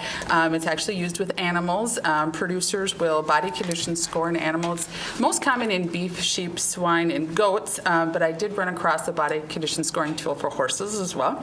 But it's used for producers to look at financial aspects and the health and welfare of the animals. If they're in a good body condition score, of course, they'll be more apt to reproduce, and that's where a producer usually makes their money with most animals. And then also financially, if they're in too good a condition, are they spending more money than maybe they should? And so we had a number of youth and adults that came in, and we talked about those aspects and how they would relate to their 4-H projects. We're also going to be doing a photography county project night, biosecurity and zoonotic diseases, a fine art drawings county project night, and one on safety. And so those are kind of my fun winter projects coming up, and of course all the usual stuff too. But I wanted to highlight those today for you. Where does the time go, huh? Busy. Yes, there's always something going on, and it just keeps rolling. Yes, we're well into county fair planning as well, so the cycle just keeps going. Jill, do you have any questions or comments? Thank you, Becky. Thank you very much. Appreciate it. Thank you very much, Thank Beck. you. Have a great day.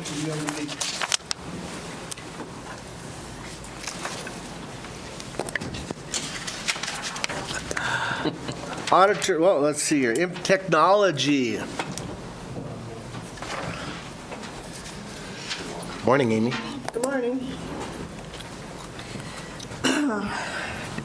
Haven't seen you guys for a while, so I figured I better come visit. I just wanted to give you guys a quick report. I don't think the IT department has done like an annual report before, so I kind of also am looking for a little feedback. As you know, the IT department does many different things. So I just kind of did a quick little snapshot of the past year to give you an idea of a few of the major services we provide for the county. So the 3 major services that I covered today are the help desk support, which is how we assist the county workers to make sure they're doing their job and can access what they need to access to help citizens.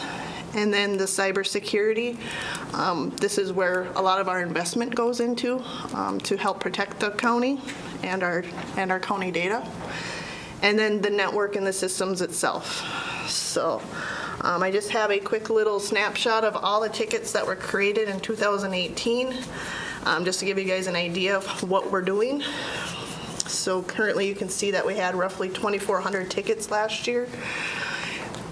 Our current help desk report does not reflect direct phone calls to the office, direct emails to staff, people that walk in for assistant or IT-related projects. So I'm hoping to incorporate that next year and get better reporting and statistics on that. So any questions on just the basic help desk? Gentlemen? Okay. So that's where we spend a lot of our time.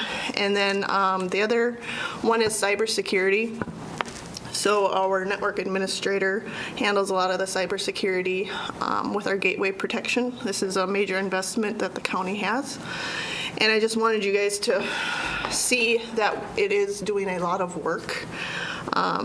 With our gateway protection, it blocks a lot of malicious activity and stops items from getting into the network, and we hope to detect anything that does get into the network to stop it from calling out data to the world and stopping any cyber threats.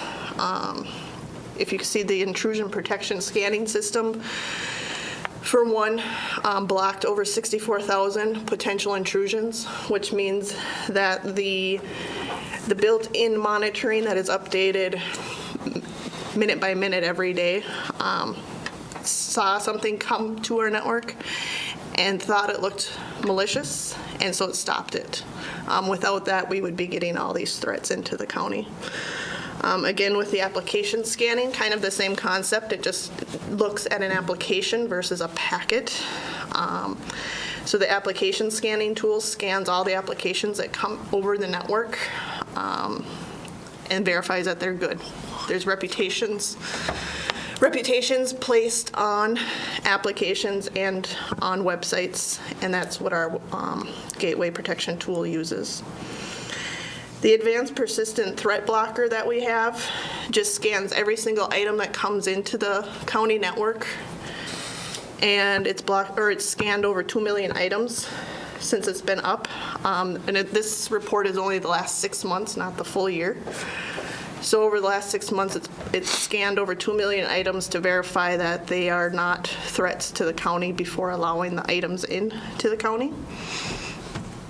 Then we have another tool called the URL reputation defense. Without that, this 0.04% of websites that were blocked, which is over 26,000 websites, would have gotten in and could have potentially did a data breach or could have caused a headache for the county. Then there's also a botnet detection. A botnet is basically a robot that hackers use, and they just send out calls trying to gather data from people. It'll just constantly sit there and hit your network and cause overload, which could slow us down, which could stop us from being productive. And it could also get into the system and then steal data without us knowing and sending it back to Russia, China, wherever, whoever sent out the botnet. So with our botnet detection, it has blocked up to 60 threats that have gotten through from allowing any data to go out of the county. Then there's also a gateway antivirus. Most people are accustomed to their desktop antivirus. This gateway antivirus stops the potential virus from coming into the network and even hitting the desktop.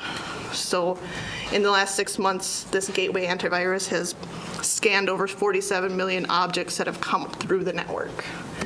So it's doing a lot of work, and this is up and running all the time. So it's a major investment. I'm sure you'll hear more about it, and we are always keeping up to date on this cybersecurity stuff. Any questions on that? It's just, Mr. Chair, it's just quite remarkable how much stuff comes in that it finds, you know. I don't think people realize how much comes in every day to an outfit like this. Yeah, and that's really what I wanted to just allude in this report to you guys is, you know, we kind of look like we're sitting there idle, but there's a lot going on in the background.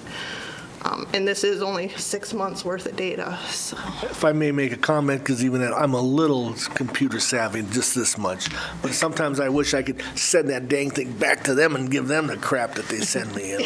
Yes. But I don't know how to do that. Reply. It's not reply all. It's not reply. So I thank you for continuing supporting the cybersecurity investments. That first cybersecurity investment was just the gateway protection. Another piece of cybersecurity is securing the human. We do securing the human training annually and with every new employee. So basically, humans are also a threat to cybersecurity. People can phone call you and try to get information from you that can then allow them to get into the network. People can shoulder surf, see data. So we train our employees how to kind of detect that and become our human firewall. or a human gateway to the county. So you may hear more about our security training for the human throughout the year from me, so I kind of wanted to give you an idea of what we do today. You've all probably experienced the fun annual training that you sit there and watch videos to understand viruses and attacks and things like that. So this is just a small cost that the county puts forward to protect everybody's data, county data, and personal data. So any questions on our securing the human training? No, I think just from, an overall training of staff and an HR perspective, I know Amy and folks are working on making sure we have an effective, good use of our time training and such, and so I continue to look for that component. Nobody ever, it's hard to spend time to train staff for things like that, but it's so important. So we need to balance that and try to find good, effective training that's worth the time. I appreciate that.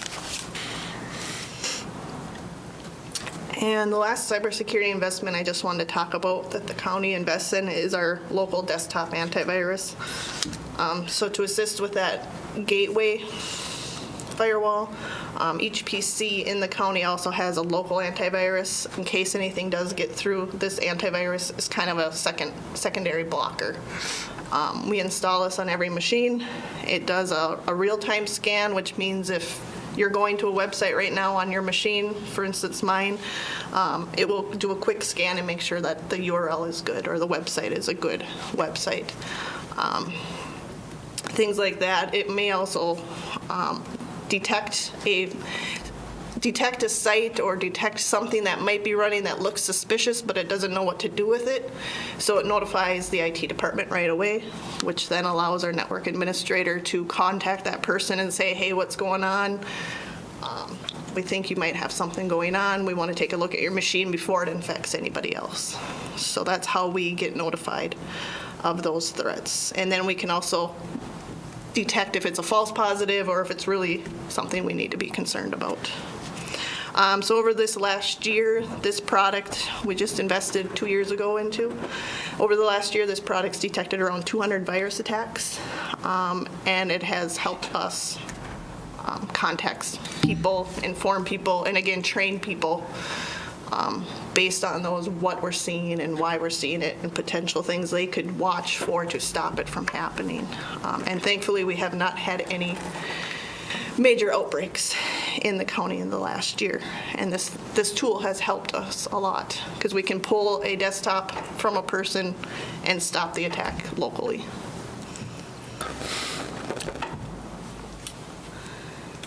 The next security investment that we have is our email spam blocker. We've had this for many, many, many years. Email is a primary communication tool. Everybody in the county uses it, and email is as you know, can be good and bad. And with this is just kind of showing you the counts of how much spam is coming through by month and the total over the year that we're blocking, that you're not even seeing. Employees are not even seeing this 11,264,000 emails. So we're blocking all of those. Without this tool, you would be seeing all these spam emails. Plus, there's emails that come with attachments that could potentially have viruses. This tool stops those emails from coming through. And there was over 45,000 in the last year that it blocked. So this tool, again, is just a small investment that the county makes to help us protect data and protect yourselves. Any questions on either of those products or comments? All right. So the last little high-level piece is just our network and systems. As you know, we just hired a new system administrator. The system administrator is the one that will be verifying that all these servers, there's roughly 40 servers in the county, are up to date and patched, which means they have the latest security patches to protect those systems as well.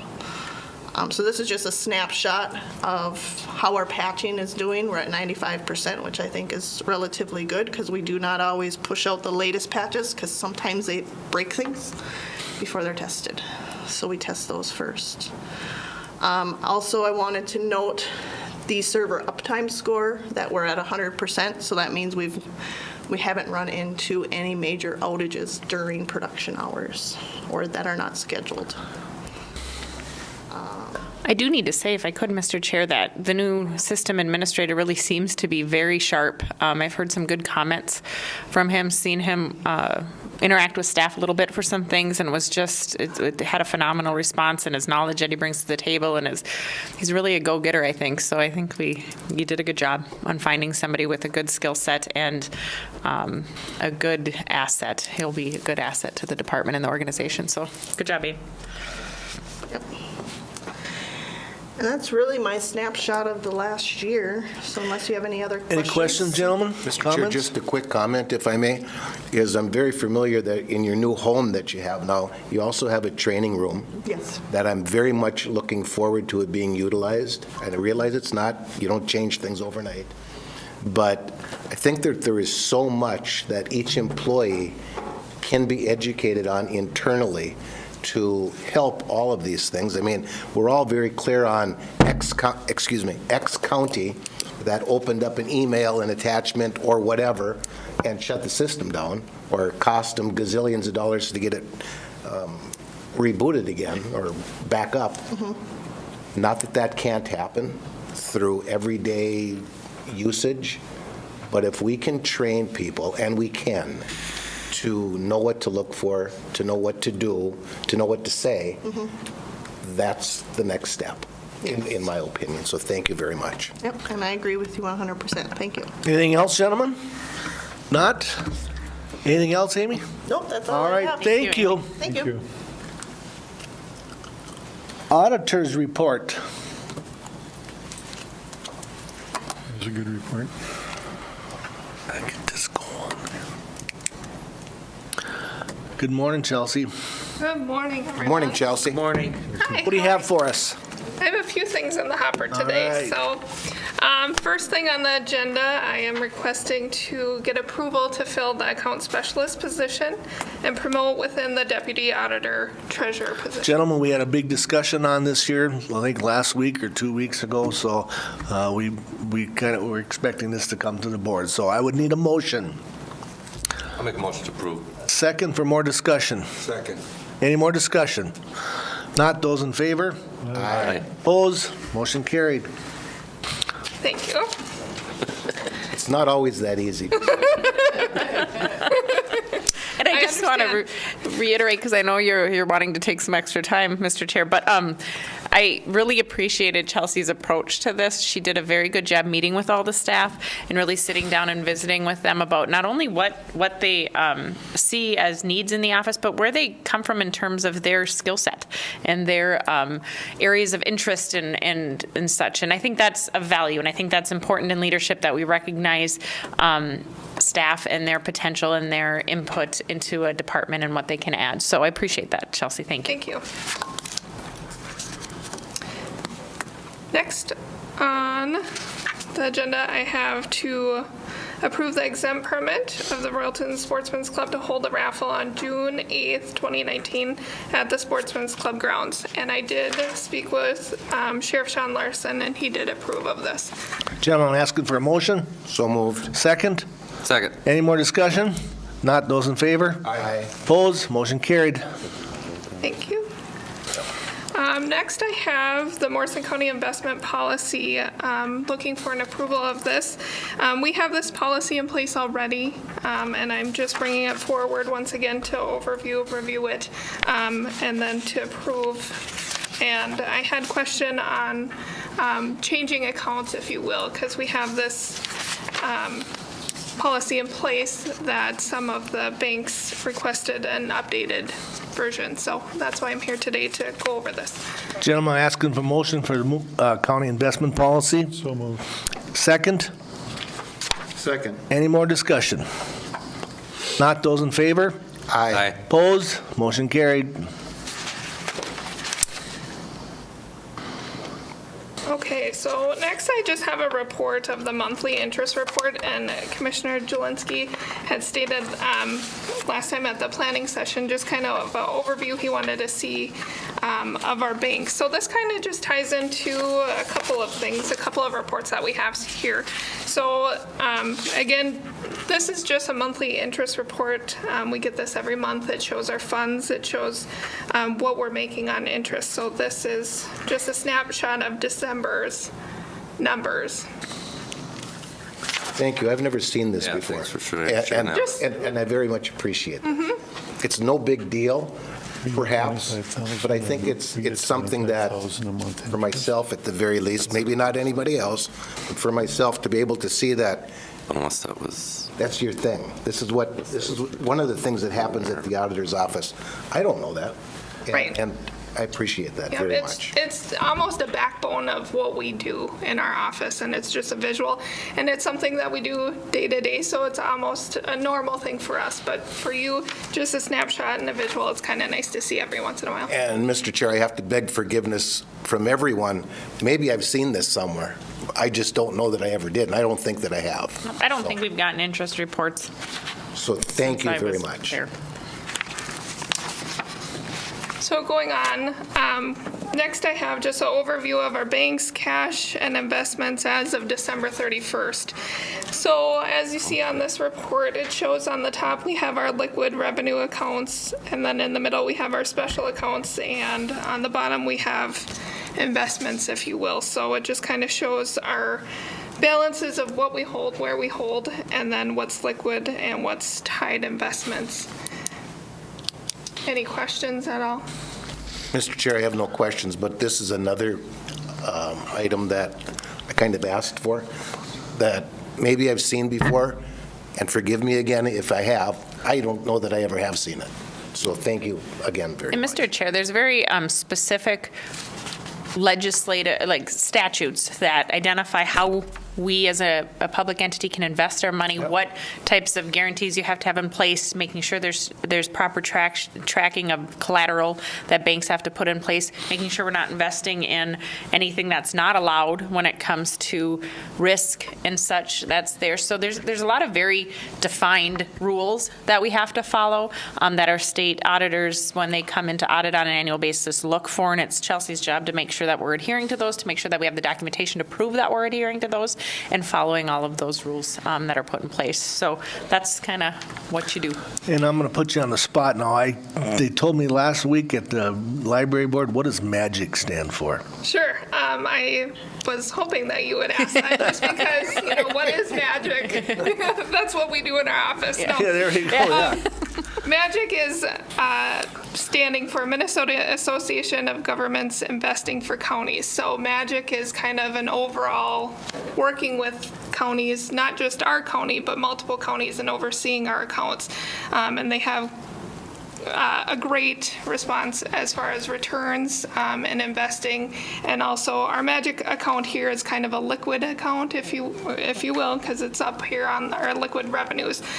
So there's a lot of money that goes in and out of that account for state road projects, social services, public health money kind of goes in and out of that account. But it's nice to have this MAGIC, if you will, because we can work with other counties, and something that I'll be looking into in the future here is investing with MAGIC.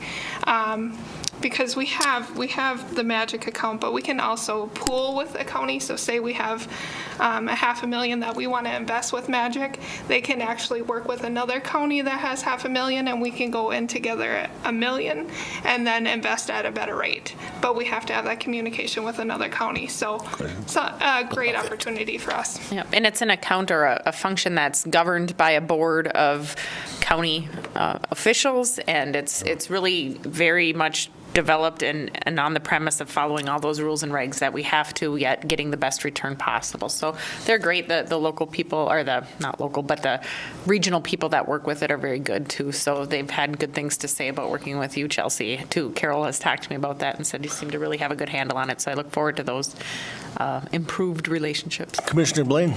I'd like to ask if it would not be too much trouble that I'm not thinking that we necessarily need to see this on a monthly level, but I would like to see this report at least on a quarterly level, if you could provide that to us for our fiduciary responsibility. We should be looking at this. No problem. Anything else?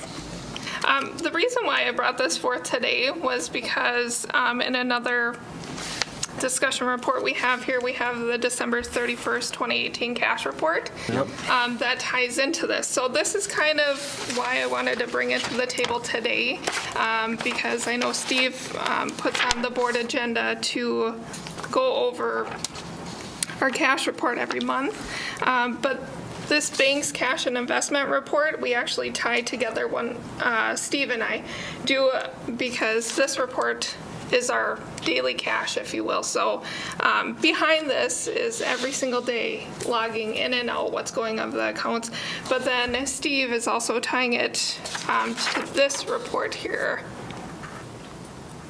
And that shows the funds, where the funds are. So we have money bank funds, and then we have actual, what department or where it's sitting at funds.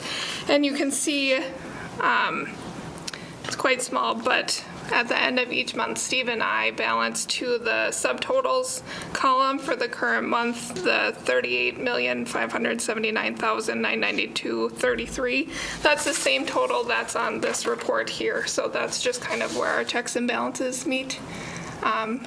Since we are one office, auditor, treasurer, but we do have our checks and balances in place. So for clarity, so when I was making the request, I was actually meaning both of the revenue interest account that you showed us first and this bank cash and investment that we looked at too, if that's possible. Yes, all three quarterly. That would be great. Okay, I can do that. Thank you. Any other questions? Thank you. Go ahead, keep going. All right, next I have a report of unpaid taxes, Morrison County unpaid taxes. So on the snapshot, on the bottom portion is what you would normally see. I believe every January you would get the bottom portion report, and I kind of did a different report on the top. Prior to, you would get the report on the bottom. It says delinquency date, tax, penalty, interest, fees, and total amount owed.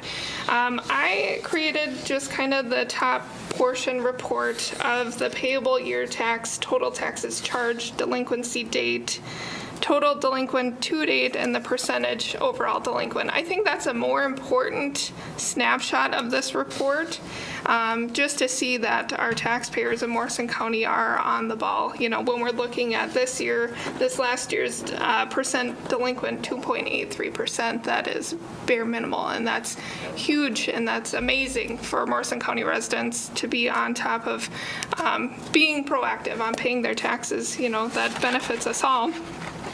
And then also, us within our office, we try and keep this minimal number as small as possible with sending out late notices, So spring we send out in May after the first collection, we send out a notice in June, and then in the fall afterwards we send a notice in December and in January to keep these numbers very small. Mr. Chair, if I may, we're talking about property tax here. Property tax, So county as a whole to be 2.83% delinquent in the big scheme of things is, I'm assuming, is relatively very good. Yes. And Mr. Chair, I think Chelsea talked about those late notices. Those are things that we wouldn't have to do, but I think the return that we get with those, not only for dollars paid that people respond and they pay it, but it's also a good reminder. I mean, all of those penalties and fees are set by statute. We don't have the luxury of being able to charge folks what we think would be justifiable. It's all set and prescribed, and so people really do.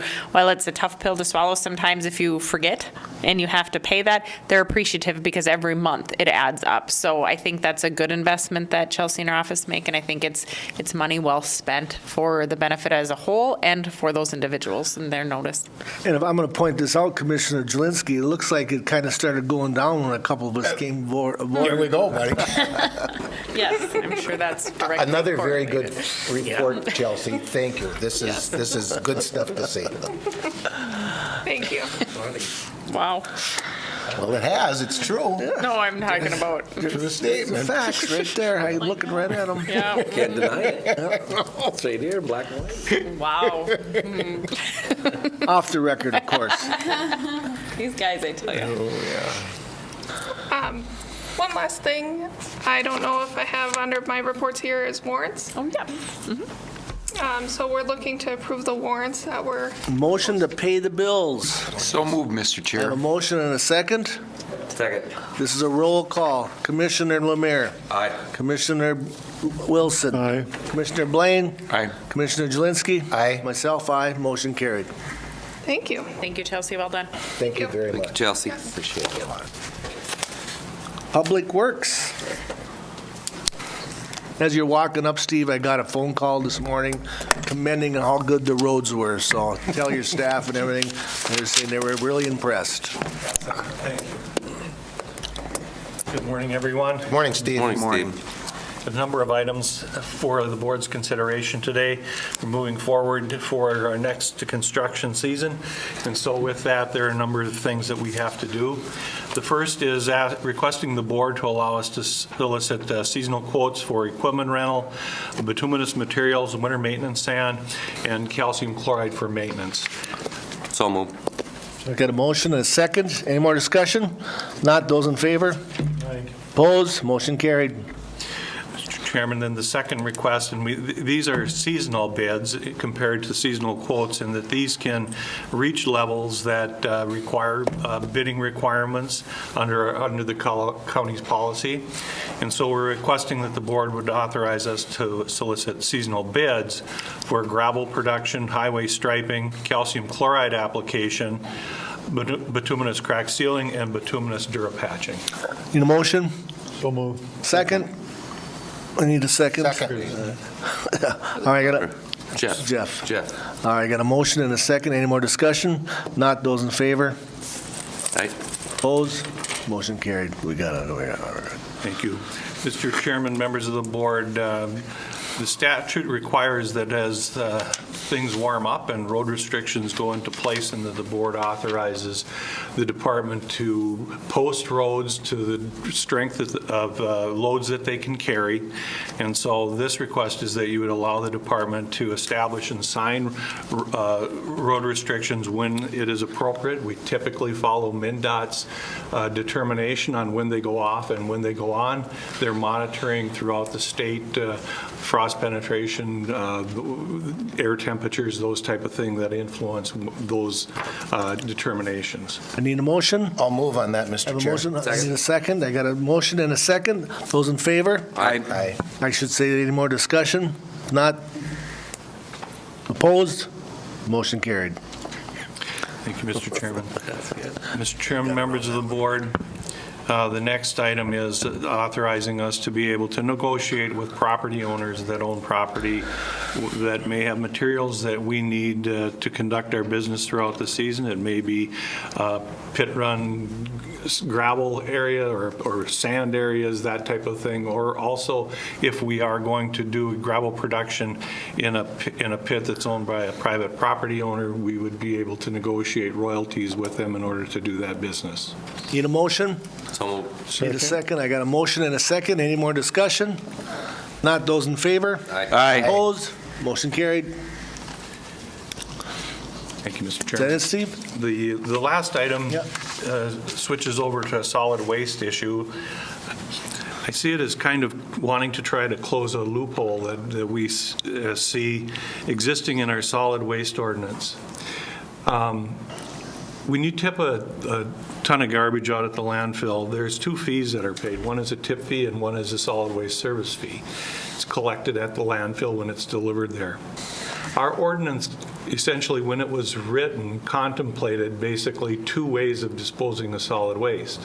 You could bring it to our facility, which we took over many years ago and have operated since, or you, in order to comply with the Commerce Clause and not restrict interstate commerce, you could take the waste outside of the state of Minnesota and deliver it to a facility there. What's occurring, though, as time has gone on and rules have been adopted and our permits have been tightened, that there are situations where solid waste that may be generated in our county, we can't accept at our facility because of the levels of contamination it may have. But they may be disposed of at a facility in the state. And the way our ordinance was written, since it didn't contemplate that there would be solid waste disposed of intrastate, we would not be able to collect our service fee. Where the way it currently exists, if you take solid waste out of the state of Minnesota, the service fee still applies. And so our request is that we would tighten or close that loophole, that if there is solid waste that's generated in our county that cannot be taken at our facility, but it could be taken to a facility within the state, the service fee would apply to that also. So it's picking up that subgroup that wasn't contemplated we would be having, because it either had to come to our facility or it had to go out of state. And in order to do that, we need to hold a public hearing. The changes is, I think, is within your packet. It's quite easy. Either it comes to the facility, or if it doesn't, the service fee applies. If we ran into situations where you did not want the service fee to apply, it would require a variance process through the board. So that option would still be available if you wanted to follow it. Steve, this public hearing, will we have this during a board meeting or at a? I think it's relatively non-controversial because it was intended for this fee to apply to all of this. I think it should be during a board meeting. And do you have a time? We'd work with administration to set up the time and the appropriate advertising. All right, that'll work. Any questions or discussion? Anything else, Steve? Okay, then you're okay with us to move forward with that? Yep. That's all I have, Mr. Chairman. Thank you. Thank you. I'm going to do a little change here. How about if we do calendars? Calendars before Commissioner Jelinski has another appointment obligation he has to go to. So we'll start with you, Commissioner Jelinski. What would the dates be, Mr. Chair? What would the dates be? Mr. Chair, did you vote on that last action item or just by consensus? Which is okay. Right, yeah, It's just we're going to author it to set a meeting. date, Okay, yep. thank you. Probably starting on the 27th. Correct. Through February 9th. February 9th. So on the 29th at 9 o'clock in the morning, there's an Armor Regional Leadership Meeting, City of St. Cloud, the DOT building. I have it as the 28th. We have a planning session on the 29th. Not on the 28th? I heard you say the 29th. I'm Yeah. sorry. Oh, I'm sorry, 28th. Okay. Okay. And on the 28th at 5:30 in the evening here at City Hall is a Morrison County Extension meeting. That same evening at 7 o'clock is a Planning Commission meeting. On the 29th at 8:30, there's a planning meeting here at City Hall. On the 30th at 10 o'clock in the morning, the Emergency Services Board, Joint Powers Board, Executive Committee meets at 10 in St. Cloud, and at 1 o'clock the full board meets. On the 1st of February, there's a TSWAC meeting at 8:30 in the morning. On the 5th of February at 9 o'clock in the morning, we've got County Board, and at 7 o'clock that evening, I believe there's a Board of Adjustments meeting. I believe that was canceled. That was canceled. Which was canceled on my electronic calendar, but not on here. Thank you. And the 7th of February at 10 o'clock in the morning, I've got a State Emergency Communications Board Legislative Committee phone conference call. That's at 10 o'clock. On the 8th at 10 o'clock in the morning, all these RAC meetings from here forward will be held at the Douglas County Alexandria Fire Department. That's at 10 o'clock in the morning on the 8th, and Mr. Chair, that's all I have. Thank you. Commissioner Blaine. I just want to clarify, there's Planning and Zoning Commission meeting, is that correct? Did you say on? Day. On the 28th at 7. On the 28th. 28th. Okay. Planning Commission. 28th. Okay. So outside of of what was covered on February 7th. I have South Country Health Alliance in Owatonna. At 9? Pardon me? At 9? That will be at 9. I have a first quarter compliance meeting at 8 o'clock. Before that meeting, I'm on the compliance committee for South Country. Later that day on my return, at 4 p.m., we have a Rural Development Finance Authority meeting at Pine Country Bank. And yeah, with that, I have nothing else. Thank you. Commissioner Wilson. I've got on, just a minute here, on the 7th, I've got Council of Aging. That's the only thing added. And what time was that? That's at 10 o'clock. Commissioner Lemire. Sorry. 29th, HRA, 7 a.m. And then you got the rest of my stuff. All right. And you have me covered on that one, too, so I'm good to go there. Thank you, gentlemen. Thank you. Now we don't, building reports, so administrators report. Well, I was going to give you a brief update on a building report, not okay. with the Philippa boys in here, but we are continuing to forge ahead. We actually will be working to schedule a building committee meeting soon to talk to you about a couple of the different components that we've discussed in previous meetings regarding some of the additional work and some of the possible change orders and such. So I will be working to find a good date that works and then send you out some options, and that I'll need a return on. I don't have those right now because I didn't get a list from Pete on when he would be in town, but know that that's coming up, and we'll work on that. Things continue to move forward. The basement they're working on mudding and taping right now, actually. So that's kind of shaping things up. They're going to work on building the boardroom platform. That frame is up for that, but they're continuing to move forward on that. Just yesterday, we had crews in when we were closed to be able to do some of the replacement of the sewer mains. Remember last winter we had all those issues, and so we tried to fix those when the ceilings are open and things are available to be able to be worked on a little bit easier. So courts, bathrooms in the east side were out of order yesterday, but they are now so up and running and working, so that's a good thing. But continue to move forward. Good. All right, anything else? We have a couple of action items. One is the code of conduct. We talked about this a little bit at our strategic planning effort, and it wasn't, normally we have it in our annual resolutions, and we missed this one, so I wanted to bring it to your attention. But this kind of sets an example, and during our strategic planning it was highlighted, so it's a good opportunity to talk about it again, just about conducting ourselves as an organization and the example that we set. And so this is something that on an annual basis we ask that, you, as in previous boards, directed us to do this, but ask that you, by resolution, set that tone and set that example for how you are intending to conduct business, and then also how you would expect the rest of us that work in this organization to conduct business. And really, the main points, if you wouldn't mind, is respect the dignity of all individuals, respect one another's facts, opinions, and right to speak, refrain from using profane, threatening, or abusive language, treat people with respect and dignity in all interactions related to county government, and allow citizens, staff, or colleagues sufficient opportunity to present their views in a respectful, tolerant, and attentive manner. So I think it is a tone that you set, and I think that as staff, we appreciate that, and then certainly also exhibit those same qualities.